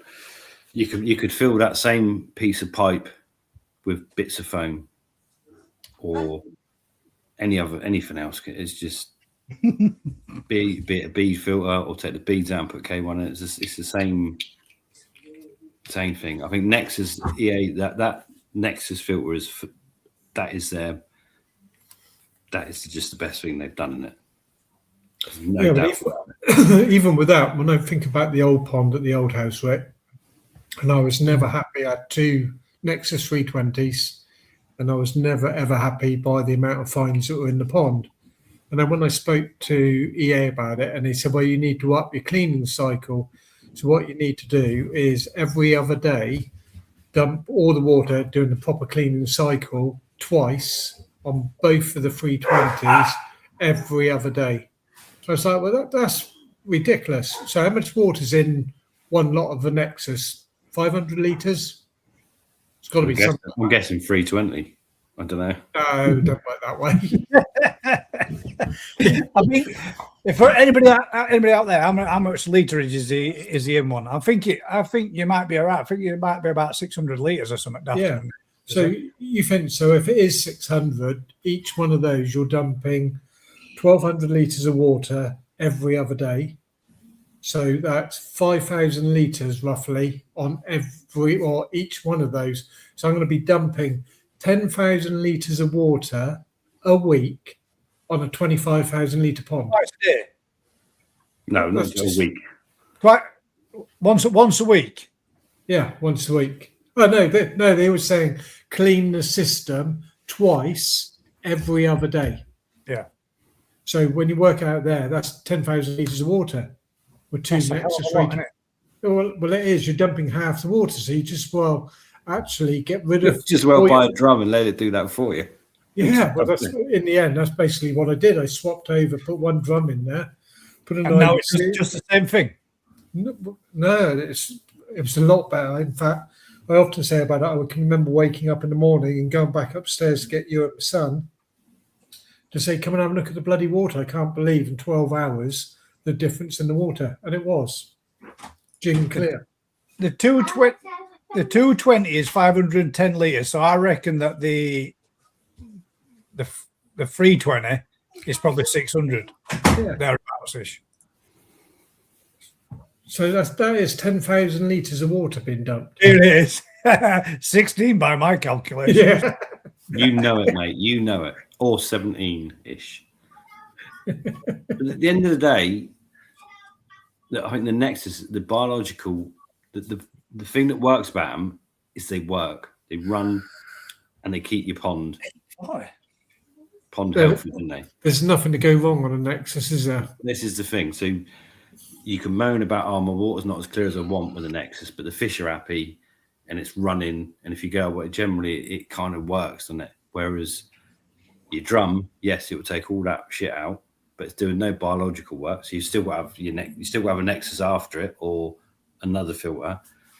And then when your drum decides to have a fanny fart and go wrong, you then got to deal with that if you're not there. So I think everyone in the world will go, yeah, I would have a drum, but I don't necessarily want to pay for it or deal with the technical. No, but when you think of the price of a Nexus now, was it 1,400 quid for a new one? Yeah, it's a lot of money, isn't it? They are a lot of money for what they are, aren't they? Yeah. Well, just put a drum in front of your wheelie bin. Matt Si said there, a lot of people would probably benefit from turning their pumps down, and their main filter and bio would deal with the smaller particles better. I probably agree with that, mate. But then why people would be buying pumps that are supposed to turn your pond over every half an hour, or whatever, isn't they? This is the thing, isn't it? Someone's told them, oh, you got a 4,000 gallon pond, you got to turn that over every half an hour. You need 8,000 gallons an hour going through whatever. Oh, before you know it, you need six Nexus filters running. It gets bonkers. See, for me, I sing from the same inbox as Rick. The simplest you can make it, and don't get bogged down in all the fact that, there's some particles in your water. But in the grand scheme of things, if you've got a UV on it, it's pretty much clear. But you might see some particles in your water. Stop striving for perfection. Perfection doesn't exist, man. It really doesn't. Oh, it does. No, it doesn't. Yeah, I think you can. Perfection doesn't exist. It's impossible. You can chuck a bit of filter floss in a few days before if you want it clear. You can put your drum. It's one of them. If you want it looking, you can tweak it, and that's the whole joy of it, to make it work for you. But the reality is, you've got to make it safe. Again, so you go back to the same thing. If you've got, so the original Wazi drums come with loads of different sieve screen sizes, and the finest one used to make the water. It was like, wow, that's incredible. But the drum needs to clean so often that your water turnover, you're basically just looking at tap water, because it's just literally going in all the time. So yeah, if you've got that, fair play. I don't know. Ooh, you got it already. Jagger says, guys, you missed my comment. It was a nice one for a change. Can I just say a massive thank you to Matt at Howie Coy Dorset. I'll add that little bit on, mate. I ordered a box weld, and the delivery was so quick, such a personal service and great price. Please use him. And there you go. Use him and abuse him. Yeah. I do feel abused at times. Jagger, I hope you added I hope you turned around and said, I'm adding my GKP discount, because if you did, you should have got a little bit of a kickback, mate. But if you didn't, unlucky son. Maybe get it. I'd already said to him when he came on, he said, because he announced it last week as well, I didn't realise who he was. And I said, oh, as you are. And yeah, I don't make a lot on him, but it's good. I like the way that we turn them over. Like today, probably 15 box liners today. No, it's a lot of times you need filling. Yeah, which is good. You know, people say that it's a dying hobby, but it ain't. Definitely not. I don't think it is, mate. I think people's fascination with fish and keeping them and having such a simple hobby is. It's not simple at all, is Such a simple hobby. We've been on it for years, and we still don't know what we're talking about. I think a lot of people get a lot of enjoyment out of it. So you should.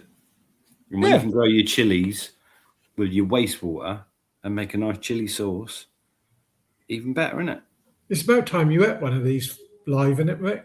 Did it last year? Not last year, maybe last year before, but he did actually do it.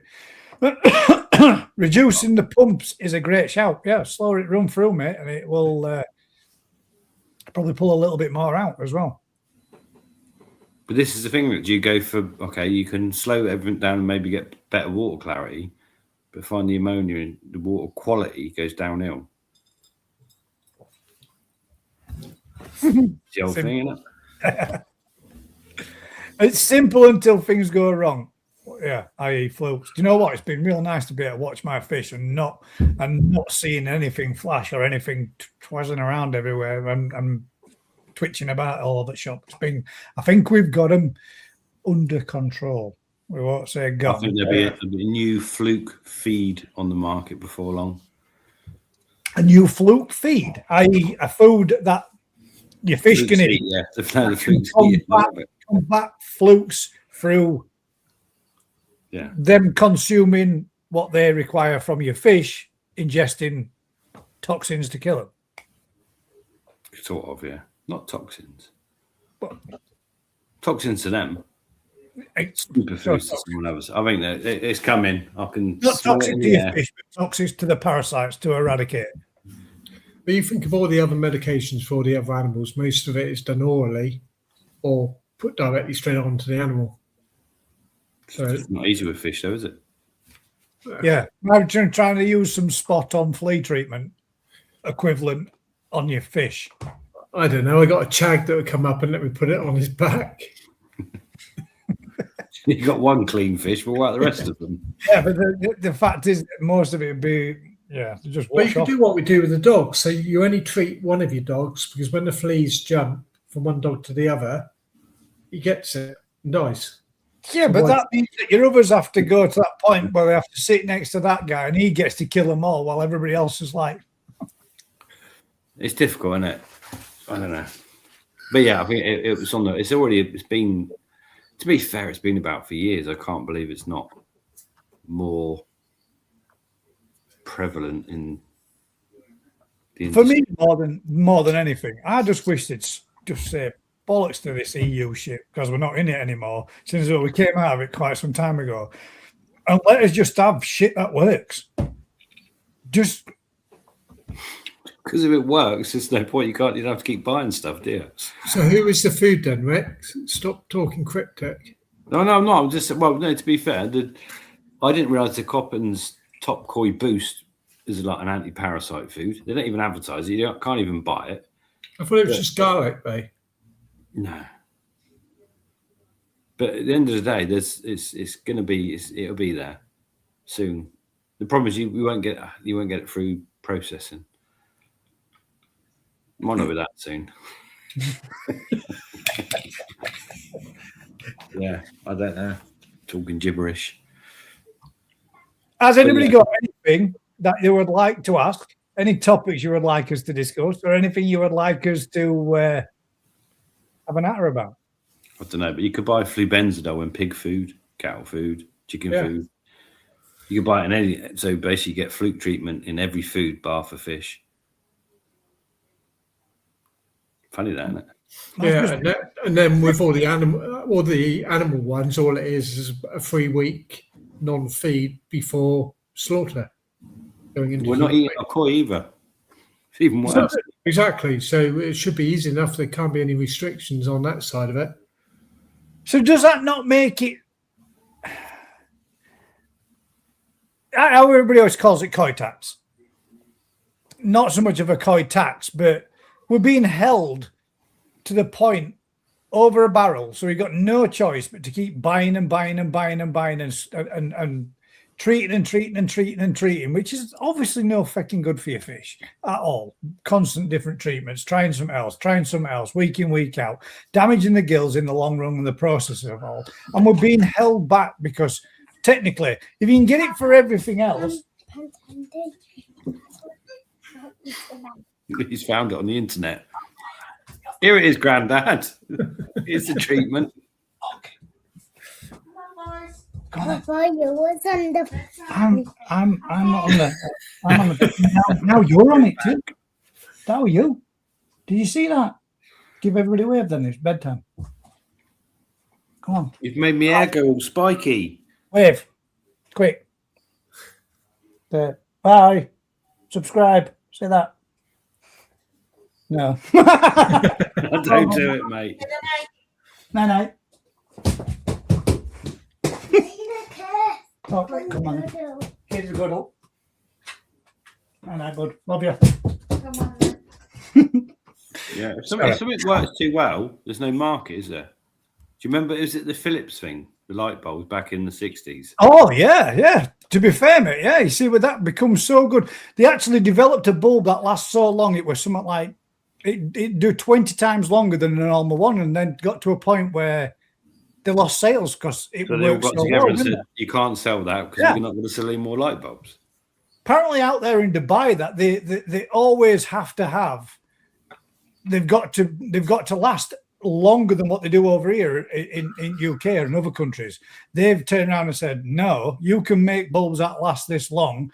We want them, or you're not selling your bulbs over here. Full stop. Yeah, but that's the same people selling OPEC oil that say oil's got to be this price or you can't. So, yeah, I don't know. The same thing, innit? If you've got a miracle product, it's a miracle short term because suddenly there's no call for the product no more. Mm. So I went into two of the garden centres locally, and just having a look around, and I was not amazed. I was confirmed my thoughts. So when you actually look at all the medication is all the lower branded stuff, without saying the names, and it makes you wonder whether do they deliberately keep the broad spectrum parasite treatment or the broad spectrum bacteria, because they know it will work to a degree that the fish will improve, but then in 4 months' time, 2 months' time... Cynical, Matt. That's so cynical. But it makes sense, doesn't it? It's like one of the drum manufacturers. They've upped the quality of the motor, but all of the old drums have to run on the old motor. But they are a manufacturing design company, so why haven't they designed a plate or designed something that you can convert the old motor and put the new one on that never ever goes wrong? Because they wouldn't sell another one. Exactly. Like I know they got 400 Why of these. did these stop working after about 3 years? Yeah, so you can get another one. Because we're a throwaway society. That's the thing that really gets on my tits. Everything that we have, everything that we do, and everything that we use, it just gets launched in bin. And I'm going to bring this one up, Mark, because I want everybody to. I'm pretty sure you put this in just so I said the word flanges. But Gaz, question. I want to put another outlet on the Profi drum. I'm after recommendations for flanges or tank connectors and sealants. Yeah. Think about that, and then we'll go back to it and give him an answer. I think everything that we've got just seems to be, it lasts for a certain period of time, but yet go back 50 years ago and stuff seemed to last a lot longer than what it does now. And I think the more that we are a throwaway society, the more that we accept the fact that, fuck it, be right, we'll just get another one, buy another one, and everything just starts going up in price, but yet you still just think, well, it'll be right, we'll just get a new one. You get a problem with your mobile phone, you launch it in bin and you go out and buy another one. The same thing, same principle as Matt's talking about. Your pump's back in no time at all. But yet somebody I saw posted a comment on an old pump that he's had running on his, I think it was 15,000 litre pond or something daft like that, but it'd been running for 30 plus years. Same pump, continuous. No. Yeah. 1,000 watts an hour. I was going to say burning 4.5 kilowatts. But yeah, I mean, it might be running a little bit more expensive and a bit more cost effective, but they get stuff to run cheaper, but yet show me age, Vince. I mean, at the end of the day, it's 50, and it is what it is. But it's true, man.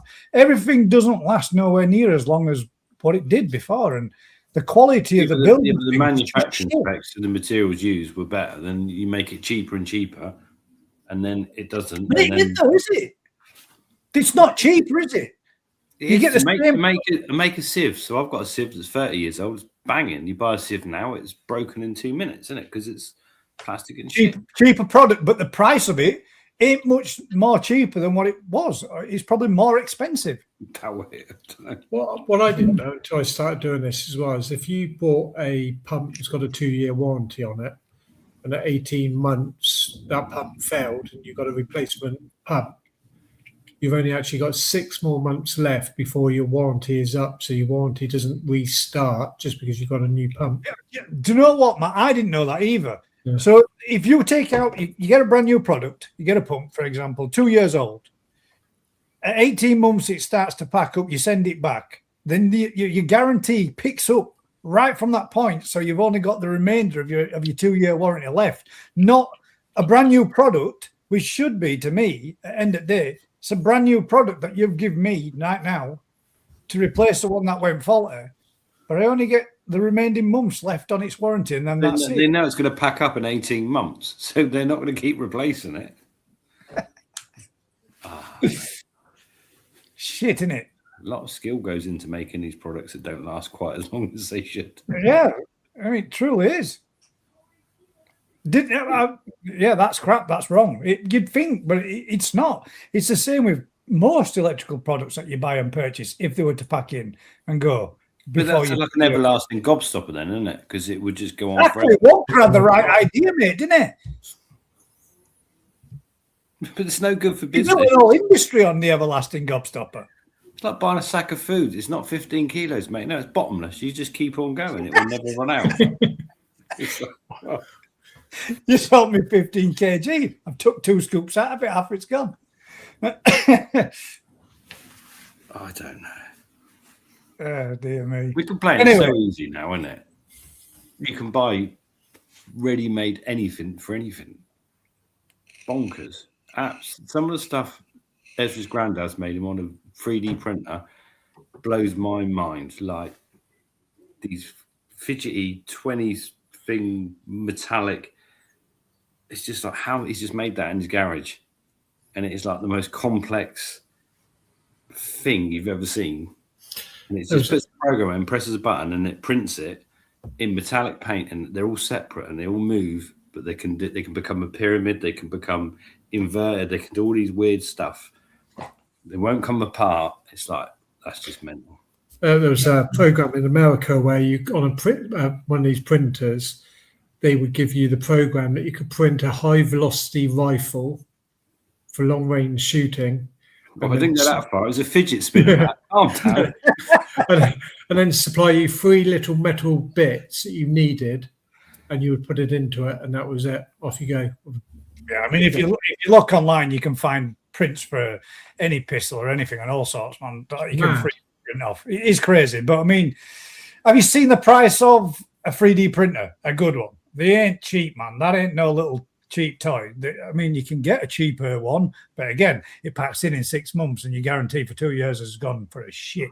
But shit, don't tell us that. Well upset. But a good quality big size one, they ain't cheap at all. I should hope not. It's technology that's way beyond. It's mad, isn't it? It's mad what you can do. I mean, you see people that have been making them for like the Easy Pods, those little caps that go on them, 3D printing them all up. But there's loads of stuff, man, that people 3D print that you could make. And even I saw somebody that were trying to get a new housing for his pump. And because he couldn't get older ones, they'd stopped making them. He 3D printed one, a new housing for his pump to go in, and it worked. Yeah, but it's having the computer skills to be able to write that program. Or that 3D house, that houses just cost him like 900 quid in time. Yeah, just cost him $2,500 for his 3D printer, and God knows how much to make it. But yeah, pretty cool though that you can do it. Right. Hang about. Look at this one. There we go. From 2027, you have to be able to manually exchange your battery on a smartphone sold in Europe. Exactly, because the batteries are the issue, aren't they? Yeah. But that's, again, same thing, right? Even likes of, I'm not going to get a sponsorship out of this one either. The likes of Samsung, iPhone, they've actually put coding into their programs that they've updated so that your phones actually... This is where I was getting at about an hour ago. You're slower than the phones. Delete it all so that it actually uses more power up and knackers them up quicker. That's when they get hot. Yeah, you coded it all into it so it knocks them up, so you have to go out there and buy another one. Bring back anyway, X20. I agree. Guys, everything tasted better, built better, more for your buck. 100%. Look at this one. Look at this one for a statement. Who can say that I've had the same cooker for 45 years. Is that the Yeah, wife? he's married to her. Is that what I'm going to say? Is that the wife by any chance? I ain't going into much, but UK law, consumer rights, 2015. Everything you buy should last 6 years. Forget the 1 year warranty. What But about does a it? wife? You'd be lucky if you can get a fucking TV to last 6 years these days. I mean, I bought a monitor, the last monitor, this one that I've got now. I bought this one, and I bought a Samsung. The Samsung did 2.5 years, and this Acer one I've had for 5 years. Pay more for a better quality one, and it backs in half the time.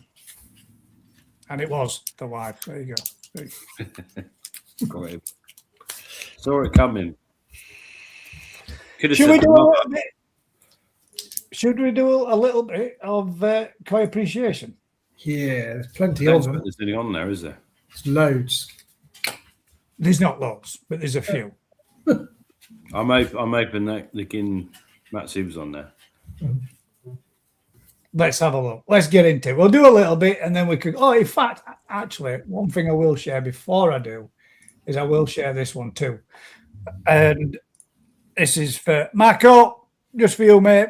Bang this one on for anybody. Is he keeping fish again? No, Scottish Koi Club Show, 25th and 26th of July, 2026. Old School House Hotel, Lark Hall, ML9 2TX. Bring Guys, together. can't put that one on without Crouch Valley. I've already done Crouch Valley. I showed that one last week, but I will put it back up again as well. Bring together koi enthusiasts, experts, and the public for a weekend of koi excellence. Free entry, donations welcome, 10 a.m. or 4 p.m. Bonsai clubs will be attending with a collection of trees for show. There we go. Got to get that one in there. Show it up there. And I will bring up the other one. Crouch Valley is here somewhere. I did share it myself personally when somebody posted it last week for us. It just took me a bit of time to get through all Tony's shorts, but I will get there. There we go. Because the two at the same time, maybe someone should do a live feed from both. They can have like a live feed competition. I don't know how that makes sense. Actually, the live feed is probably not, because you wouldn't even see what variety it is, would you? Crouch Valley Koi Open Show is on the 2026 is Saturday the 25th of July, 9 a.m. till 5 p.m. and Sunday the 26th of July, 9:30 a.m. while 4 p.m. Free entry, koi displays, koi sales, pond equipment, free parking, undercover, cafe on site, Perrywood, Buckhatch, East Hangingfield Road, Essex, Chelmsford, CM8EW. And then we've got the HTTP for all those that's wondering what that is. That's the www Crouch Valley. Come on, guys, spit it out. valleykoi.co.uk CVKS. No dogs allowed, unfortunately. Photo credit to 2025 Grand Champion, courtesy of Liam Bess. And then there's the world of nashikikoi.com linked underneath. It's a nice fish, that, though, isn't it? Yeah, very nice. But get yourselves down there, guys. Drop that. That's Matt Stevens one, wasn't it? Yeah. Oh, there's other ones and all, isn't there? Once they're shared, guys, I will put them in and I'll share them all when they come up. There's only 2 shows this weekend, isn't there? There's only 2 shows this week, but then there's going to be the one up north as well coming up. Yeah, that's very near future. 2 weeks' time. Let's bring up all these. Let's not the most recent. That goddamn fly again. It's literally smeared it with something. I ain't gonna fucking There's no way you've not smeared that camera with something that fly loves. I didn't get it. There's a little light on there, and I'm sure it's that. Oh yeah, mine's got a light, and I've got plenty of stuff going on. Yeah, but it's really bright light. Right. There we go. There's his first one. Ooh. What is it? It's a fish, mate. Yeah, but what It's sort? a koi. It's Have we got like a before and after? I don't know actually. Let's check. No. Ooh, that one. Come on, Matt. What is it? It's one of Rick's favourites. It's not. Fuck, I've forgotten the name. I've forgotten the variety. Does it begin with M? Matsuba. No, it's Matsuba. But doesn't it have a different name? What was the yellow one? Key. No, it's Matsuba. No. No, it's Kin Matsuba. We've got there. It's still not. No, It's not a special name. It's not Mizuno. Mizuno. That's it. Mizuno. I was thinking Mizzy Ogon, but Mizuno Ogon. There you go. I wasn't far off. So from a picture like that, you can't see like one peck fin looks smaller than the other. There's black down the side. It's difficult to see how good that is from that. Fish Dog 1000. If you want to share a fish, and if anybody else wants to add any in, if you join the Gazza's Koi Pond Community Facebook group, and then you can post it in there. Scroll past all of Tony's videos. Yeah, scroll down to the bit where you see this, where it says there. Don't forget this week's Koi Appreciation. Any type of Matsuba picked by Rick. You can either post it in there or you can post it in the other bit, which is now right down here, and post it in that part there too, whichever you choose, whichever you wish. But we'll go back to this bit up there and bring up them comments. So that's the first one that we're having a look at. All comments. There we go. You're judging that. See, this is the issue, right? You're trying to judge that fish from a photo. That's it's impossible, isn't it? It is. Because it'd be nice if you want to post a video, you can feel free to post a video. Not on Facebook, mate. Well, then unfortunately you can't.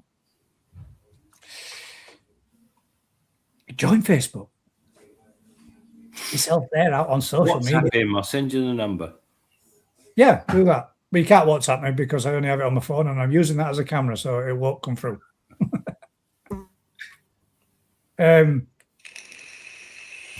That's Simon Whiting's first one. And then after that, we've got, here's mine, 30 cm Hosakai from Shoshikoi.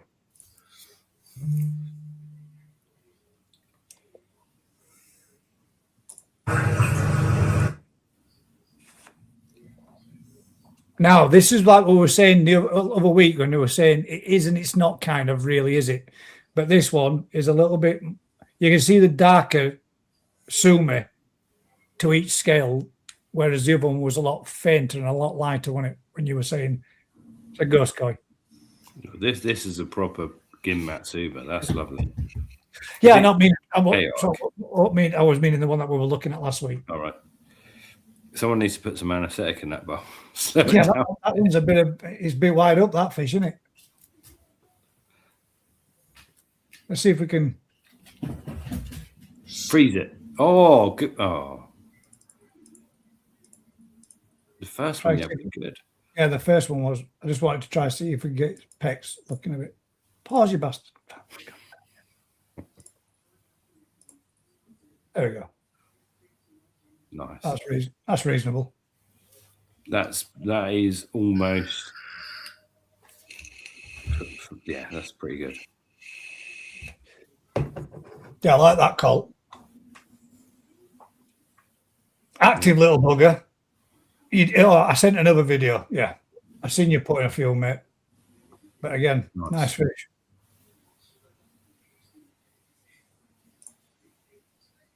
Oh, let's make it full screen. It's even better. It's not. It makes me seasick. Scale 8 it is. That's quite. Scales are good, aren't they? That's lovely. So, damn, had a buyer. A bit of an advert there for you, mate. We'll go back to that one. It's next one. Did you send one in? No, it's just shit. Coincidental.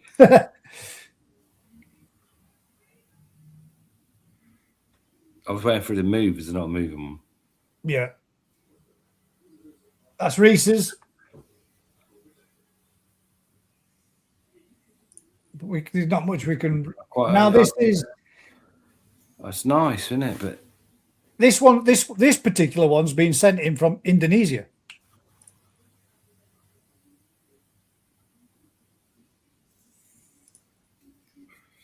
So if that had a clean head, you'd be laughing, wouldn't you? Yeah.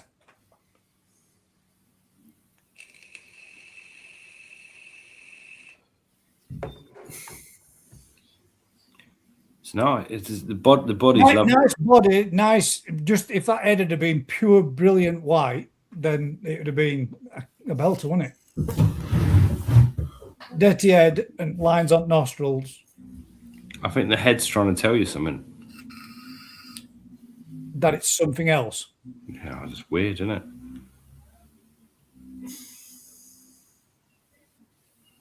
It's quite cool the way it runs down from the nostrils to the lips, and then from the back of the eyes to a. Yeah, you'll get somebody come in and go, "I want that." Oh no, it's got a little moustache. Yeah, there's a quirky little difference to it, and people would be more interested in it. Yeah. Whereas it's supposed to have the clean head. That was the first one. Now we've got one from New Forest Koi. Ooh. Oh yeah, I was trying. I remembered this morning I was supposed to do something. There's one. Look. I'll find it, Mark. Don't worry, mate. I'll go through them all that have all been posted in a few different bits, but So yeah, that's an old male. He was swimming about, and I suddenly thought, "Oh shit, I'm supposed to do something." should have filmed some of these.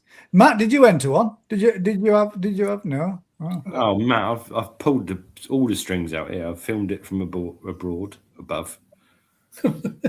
Abroad. I was abroad. The good ship. Now, Rick says himself, I prefer them when they're swimming than sends one in as a still, but a straight picture all the same. Well, no, see, this cracks me up. This would be sold as something different now, wouldn't it? This is an That'd old be an photo. Origami, wouldn't it? Now, Yeah, Or tangerine dragon, I reckon. a dragon, yeah. It'd have had a dragon, which was technically all those extra scales, that all these here, that really shouldn't have been there. But now they're sought after, which are actually, to a degree, a defect. But Yeah. it's got clean head, nice pecs, good shine. It's not a bad fish. Unless this No, was no, off my phone, this is 15 years ago. No, Is probably, it? actually, that's probably not 15 years ago. I didn't have a smartphone 15 years ago, 10 years ago. I'm on this old one, because I've killed all my phones. Do you know who's got that one, mate? No idea, mate. Oh, that's the same one. No, it's But not. it's not. No. No. Sure, it's got the same little bits of flex in its pecs. It's not the same fish, no? I thought it was. This is what, the last one? No, not the last one, the one before, the one that was swimming around from top down in pond. Ooh, I don't know. It looks like it. It could Let's have a be. look. Let's go back. It's alive. That That was does. an old photo off my phone. No, different fish. You look at the zipper line on the other one at the front end. It's totally different. I thought you found like a hereditary family tree going on. Same but different. Oh, what's this one then? Come on. Kimizi Ogon. Kizmazio. Ki Miziogon. No, Huh? That's more yellow, isn't it? just a Kitty Doy's Matsuba, isn't it? But different again, isn't it? Judging wise, that dirt, yeah, is going to kill it. See the skull for it. This. But people like that. They come, oh, look at that one. It's got, you can see it's like a little skeletal. Midori guy, Jonathan said. No, it's not No, Midori it's guy. not Midori guy, but scalation's nice, though, isn't it? Could do with a bit of dinner. Midori guy is a yellowy green. I got a few of them. I have. Mine's gone all. It's gone all dirty on its head now. Is it? Yeah, it's got sumi all come up. Now, I only sent one. Yeah, I didn't see. I thought I'd cut that one out. Sent the wrong picture. So what is it? So the main one we're looking at there. Come on, not that one. what is it outside of it, isn't it? That's What is it? Kujaki. No, it's not. Why? Because it's not. What is it? Chukijaku. It's one of those Kirins. No, it's a Kujaki. Is it not? I thought you got some. I have got some. This is not that now. That looks more like a goldy yellow colour. Like the Kirin. For your posh screen. I'd have said Kirin too, fish dog. The one we're looking at is the one with a bright yellow face, which is still a Matsuba. But a Kimatsuba. Oh, It's- no. What is it? It's got funny eyes, isn't it? Rin. It's Got a bit of Ginrin. Ginrin. Ginrin Ginrin. is metallic. So what is it? A Ginrin Kimatsuba. Yeah. Basically Oh, got is that again without an extra word, but you didn't. It's got black eyes. All the best ones have black eyes. I was desperate. I was just at 4 o'clock today. I was like, I've got to send something in. Hang on, why is it not showing Collins of a video? Because I know that he did have. There's babies too. On the tree. Eric's is in there. Sarah's is there. Let's bring that one up first then. Oh, that's nice. But does it count?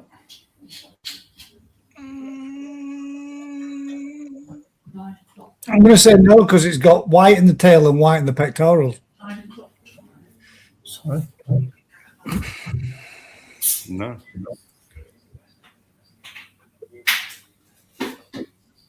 All right. It's back to front in the Matsuban one. It's funny that video. It's Ginrin, isn't it? Yeah, but the Yeah. dark scale is at the tip of the scale, not the front in the skin. So it's reverse scalation because that should be here. It's not reverse scalation, it's reverse colour, as you would Yeah. expect. Not scales, but the pattern, the black part should be at the lead of the scale, not at the end of the scale. Yeah. There should be, so the skin to the, So it's almost, but it's lovely, isn't it? It's my favourite so far, but we're going to disqualify it. How big is that? I don't know, but that looks like quite a big bowl. Oh, feck off and die. Quite a big bowl. Matt, you got a visitor. I Just saw it preposterous. It was, but it was a rabbit. I'd say that's a big bowl, that. So Yeah. I'm going to say that's got to be at least 65. 60s plus. Yeah, Yeah, it's a 1.2 meter bowl. it's a Big big old fish. male in a flippy flappy fins. Yeah, got big pecs. I quite like it, that back to front.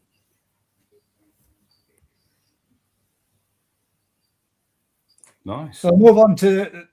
Is that the same one? Oh no, this is a Rakamatsu. Oh, Ooh. So this is this normal way round, isn't it? yeah. I quite like the other one, to be fair. Yeah, look, it looks quite.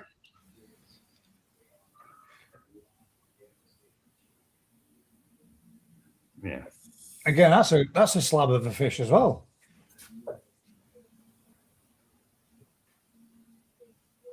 Traditional against less traditional. Put them together, mate. You got a male and a female there. Now we got Tony was only on for 5 minutes last week, and no sign of him tonight. Gaz, pull that picture up I just sent you there, mate. Go back one on your. Oh. No, not on the picture. So the one that you're playing just going to go backwards, as in the scalation color. I'm with you. So that one. Yeah. So the still that I've sent you is the baby 2 years ago. That's it there, the top left.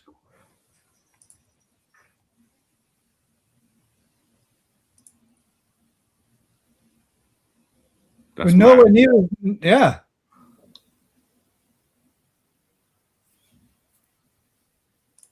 Look at head on that. It's like a shovel, man. Because it's been stuck in a bowl that's too small for it. I quite like that. In a weird.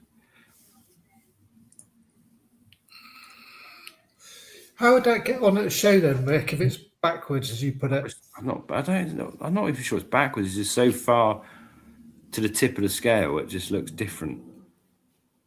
Don't ask me, mate. Jesus. There we go.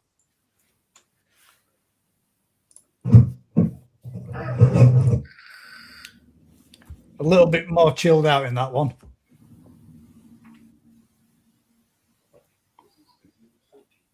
Cole's talking to it. It's passed out. That's a small person leaning over the bowl, doing the photographing, and can get a better still picture of it than what Colin did.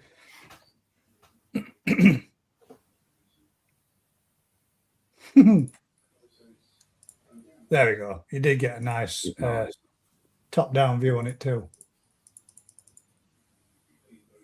One too many. That's for a little. That's almost bob on it. Yeah. Rick, on that Aka Masuba, can you see any flaws in it? The last one you've been playing. That one. No, the Aka. On the where's it gone? The ladies that So That one.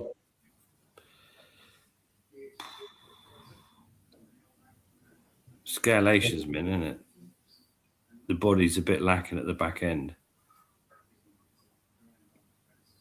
I forget to see me in the pec.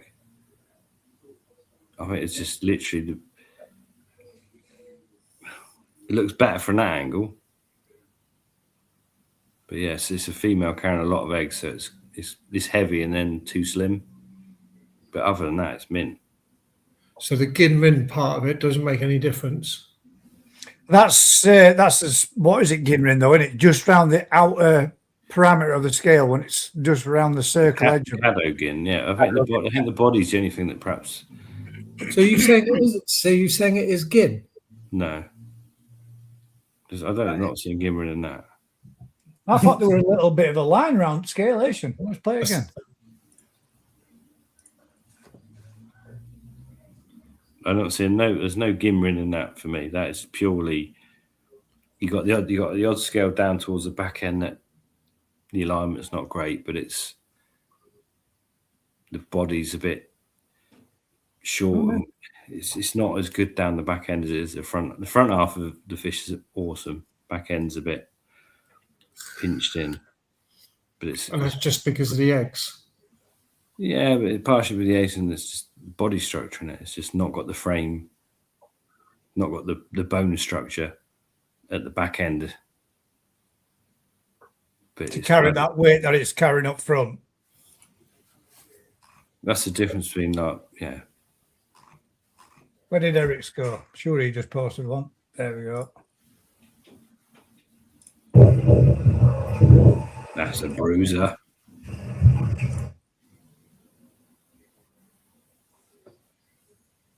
That just looks like a sort of fish that just fight you in a pub one night, wouldn't it? For me, that's a little bit too short in nose. Blunts off a little bit too much, and that would put me off it. Other than that, one hell of a zip. Nice. Great. If that had a lovely long face, pure white, that would be mental, wouldn't it?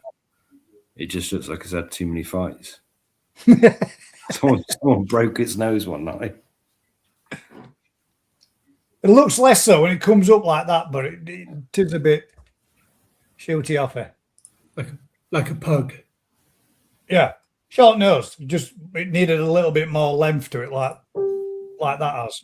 It's almost like that's fish's face ends here instead of having that gob sticking out the end. Yes. Right then, refresh because there's more stuff getting posted in. Tony's just got back from the pub. He's hosting 24 now. make sure we've not missed any money. Newest, just in case. Amanda's. Now this one, I've got a cheeky feeling it's going to be an Akamatsuba. Yes, there we go. Oh, you piece of shit. That one. Oh, well, Amanda, that's best one so far. Yeah, you see the way that flows through, mate. That is. Yeah, that is nice. Yeah. That's one fish I've not got, Matsuba.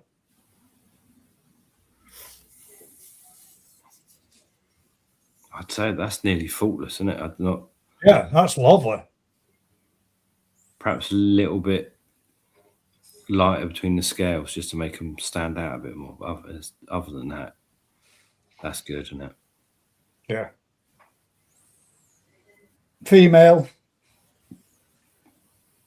Do you think? Don't care. I'd have it. Don't care. It's lovely. That is nice. That's going to be my favourite for tonight so far. I do like an Akamatsu, but I do think they're a nice fish. And I prefer them in the orange than I do in the white or in the yellow for me. As clean as that, though, there isn't even there's not a shimmy on it anyway.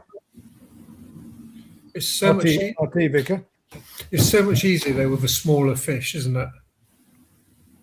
I'd say that's still a good 40 cm, if not more. When you look at that Aka that was on just a minute ago, that's 80 plus cm. Yeah. Oh, it is. Is that how big it was? 80.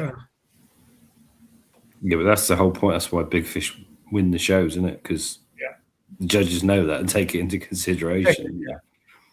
But if you're looking at a faultless example, I think that is pretty much there. Pretty much, yeah. Nice profile, full length, nice peduncle. Nice fish, that, Amanda. Don't know what that one is, but that's not one, is it? Surely to go. Yeah, there's a Matsuba in the middle. There's a Matsuba in there, but that's not been posted by anybody here. I don't think that's just a random popped up. I mean, that's fucking really nice. That's a random fact that we get to the next video actually ends up being. I like the middle. I like the Guamo now. Gromo's good and all. Clean tancho as well. And it doesn't seem to have such a perfect spot. In my opinion, makes it even better.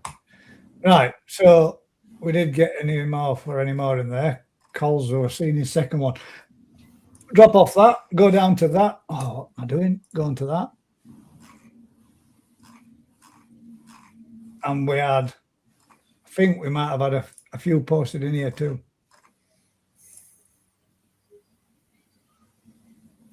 This is a pond video.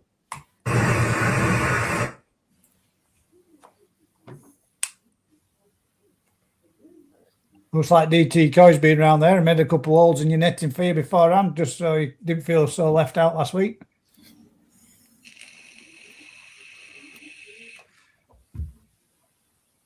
But Tiamasabas in with Coy. Good choice.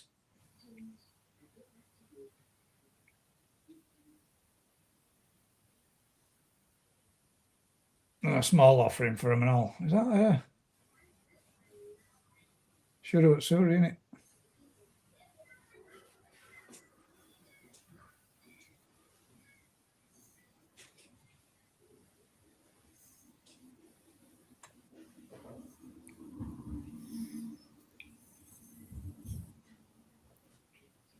Funny, you can sit and watch fish swimming around. Oh, Josh Stash is little grown project. Not what we asked for, but all same.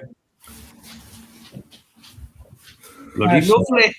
Yeah, nice little Tancho Sankey. Have we seen one better than Amanda's yet? Not yet. I don't think we've actually got many more posted in fact. Yeah, just those two. And that is it, ladies and gents. That's what we've had sent in this week. Somebody did say, I posted one earlier this week.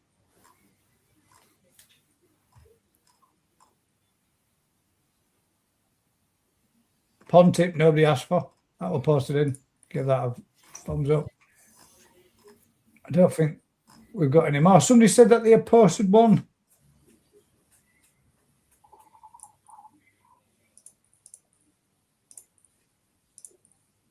What was that? Was that?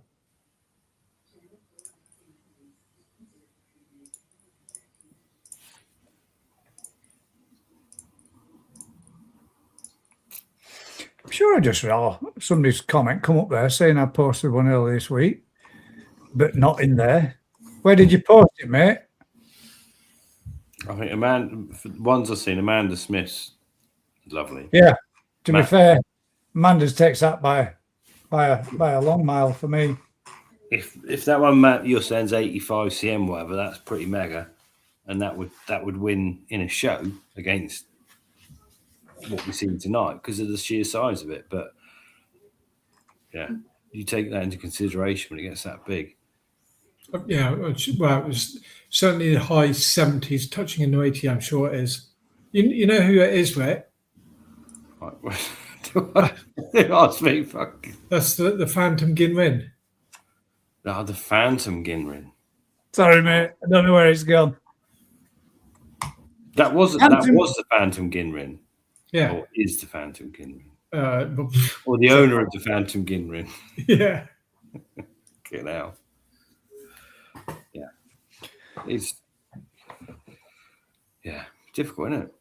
Which out of the Matsuba do you prefer yourselves, you two?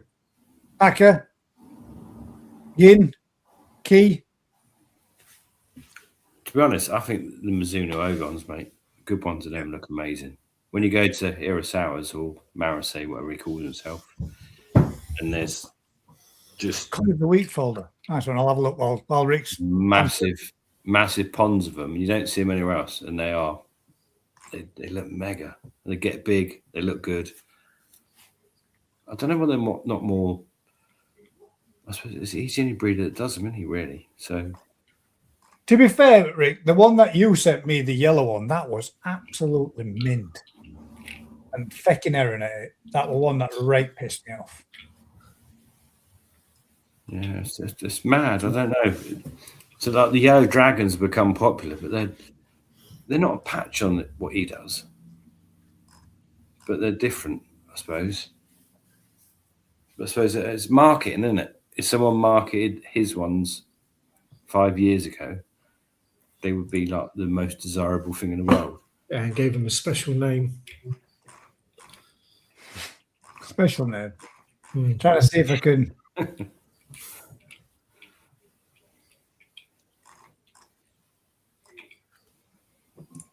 Trying to see if I can find this one that was sent in.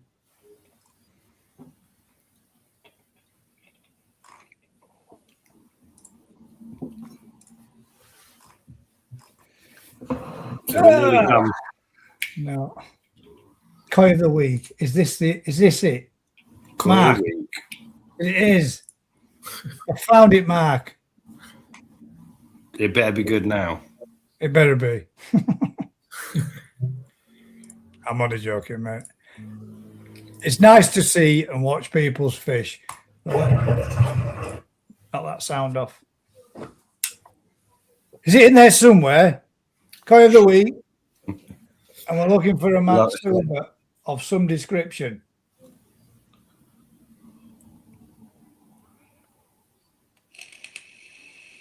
He's got a nice pond to go Sankey. Yeah. I ain't seen a Matsuba in there. Yeah, I'm not seeing a Matsuba. Mark, I'm sorry, mate, you've been disqualified.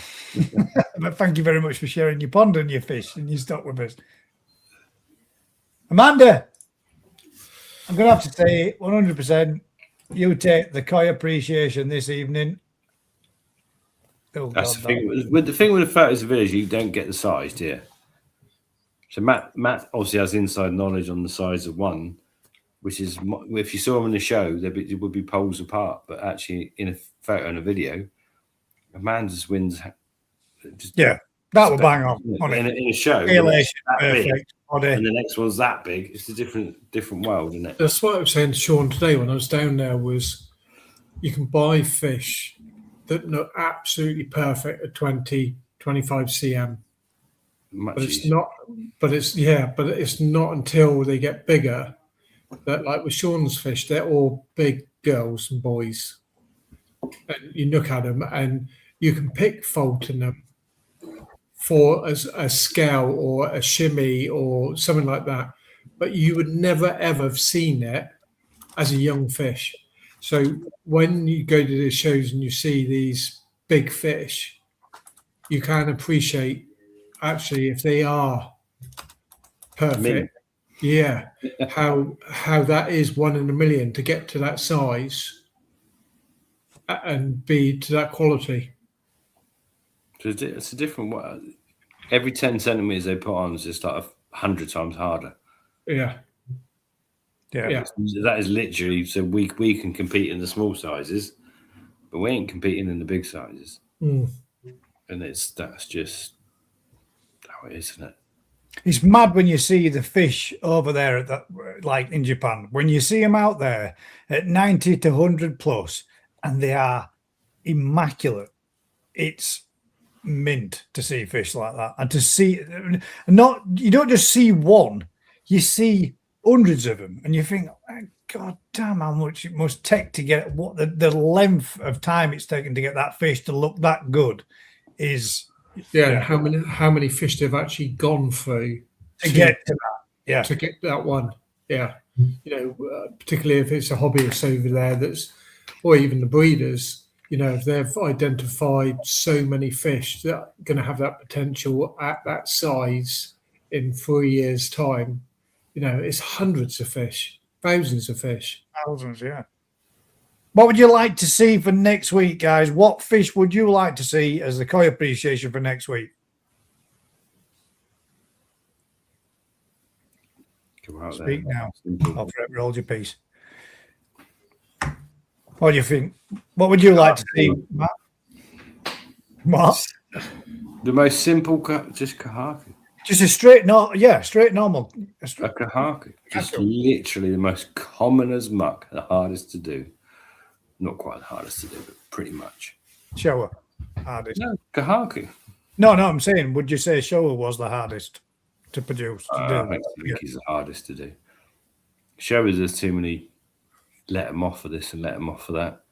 Sankey, there's no letting off for nothing. And it's literally, it's the hardest. 100%. No question. Answers in comments, guys. Are you happy with a kahaku for next week? Oh, I'm going to be going away soon. I don't know when. But don't know where. For the rest of your life. I'm here next week, but the week after, I'm going to the Big Smoke. You're going down London? Yeah, we've got Merlin Pass. We've got to use it. Good man. Why the hell not? It's holiday season anyway, isn't it? Kids off. I think Zoe's on about taking him to Geneva or something next week. Kahaku, brilliant. Yeah, because you've got lovely ones. Paul's got loads of them. Yeah. Paul could send 10 my in. favourite ones. In fact, He could fill up the whole evening on his own. Yeah, he could. Definitely. Paul, I expect a lot of fish being sent in then, mate, because you have got some absolute bangers. So, ladies and gents, next week's koi appreciation, seeing as though nobody's actually typing any comments in, we should go for kahaku. Anything else you would like to discuss this evening, gentlemen, before we go? That goddamn fly, man. Oh, actually, Matt, there was a question in for you earlier on. Did the peacocks come back? Yes, but they've finished their mating program. So, as you've heard tonight, shot them all and ate them. They've all gone quiet now, which is lovely. I sent you a picture just a minute ago, Gaz. Yeah, what was that about? What was all those lots of fishes?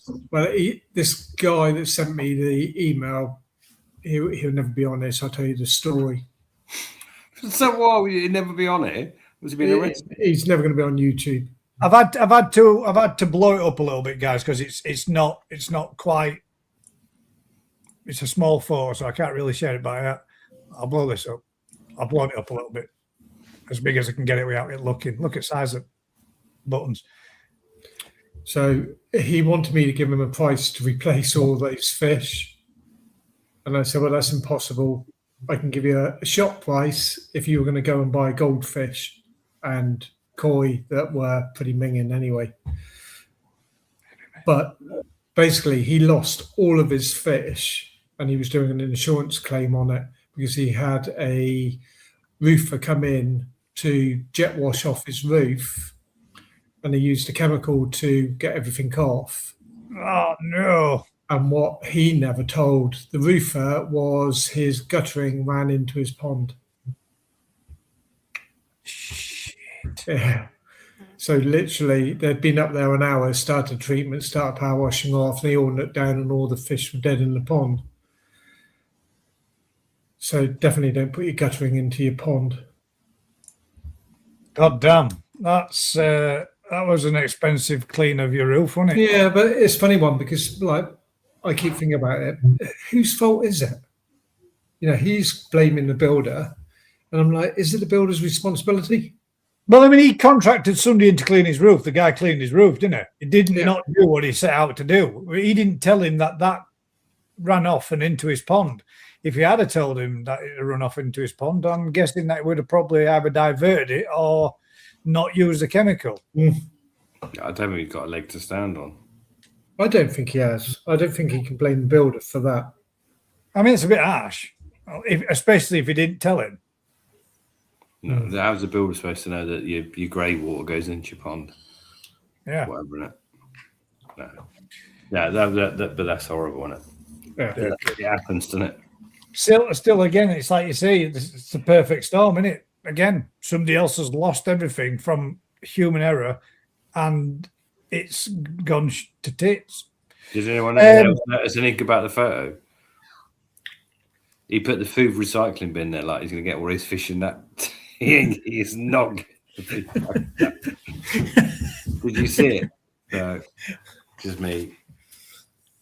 I see a different thing in pictures to most people. You do. It's like, how the hell did you spot that?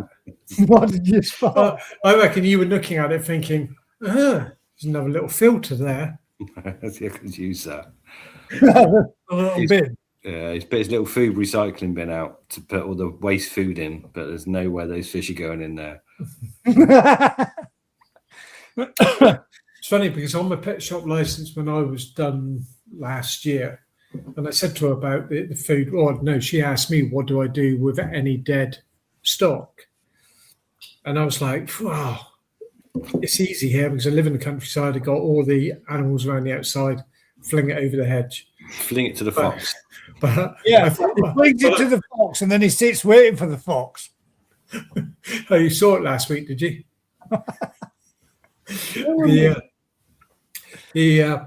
So I thought I'd better answer this tactfully. And I said, just put all of them into the food recycle when it happens. Because if you had a fish in the fridge that passed its eat-by date, that's where you were expected to put it. And she said, no, it's supposed to be in a black bag and put into your normal household waste. Yeah. Right. That's not what we're supposed to do. No. Jesus. Yeah. Why are they all lined up, Col? I think they're all lined up just so you can show us scale size of everything. Probably doing a count up. Can we help Rob with this one? Q, question. My koi seem to get wide and not long. Is that because of less movement of water or too much food, not too frequently because of working? Do I need a feeder? No. Exercise. More flow, which is what Mr. Tate told me because one or two of mine were looking a little plump and he said, you need more flow gas so they've got something to basically... Fat into muscle. Yeah, treadmill so that they can... Yeah, there's multiple parts to it. Oh, no, all our aqua food, Rob. There's part diet, part genetics, part environment. Yeah.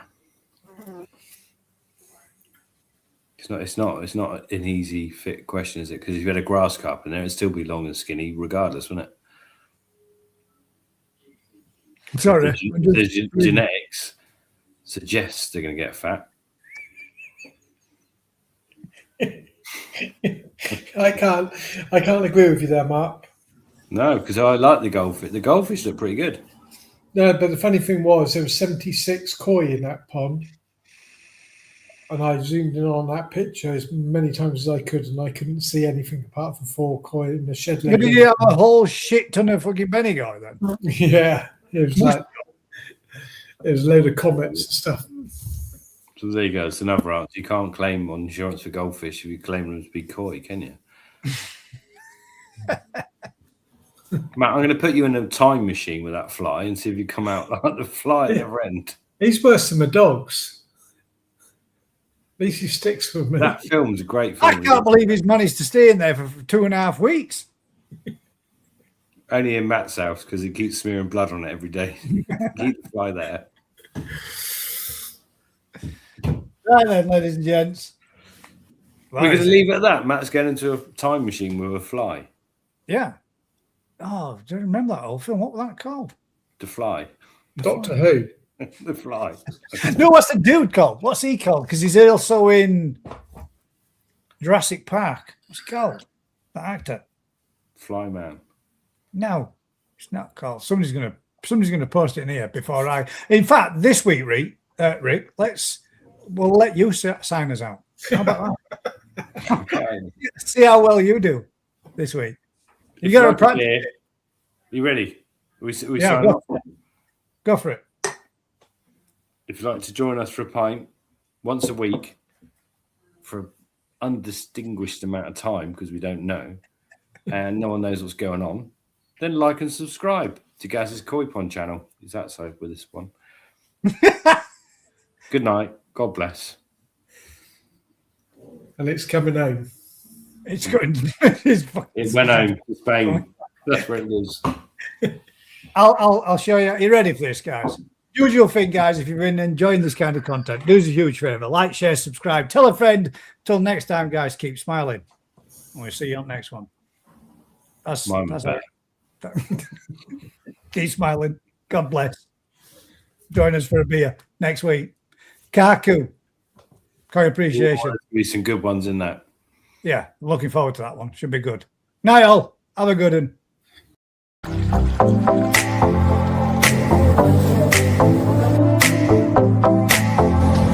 This has been one hell of an experience. Very nice. Have a look at that.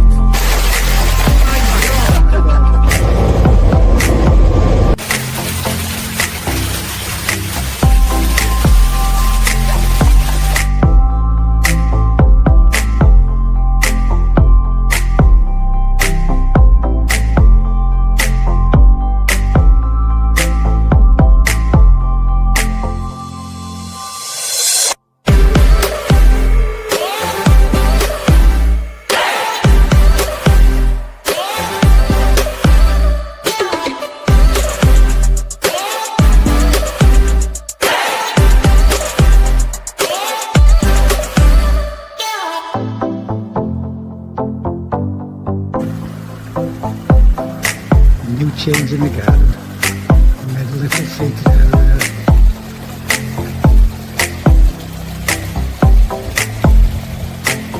Into the little bush. You can sit inside. Enjoy the pond.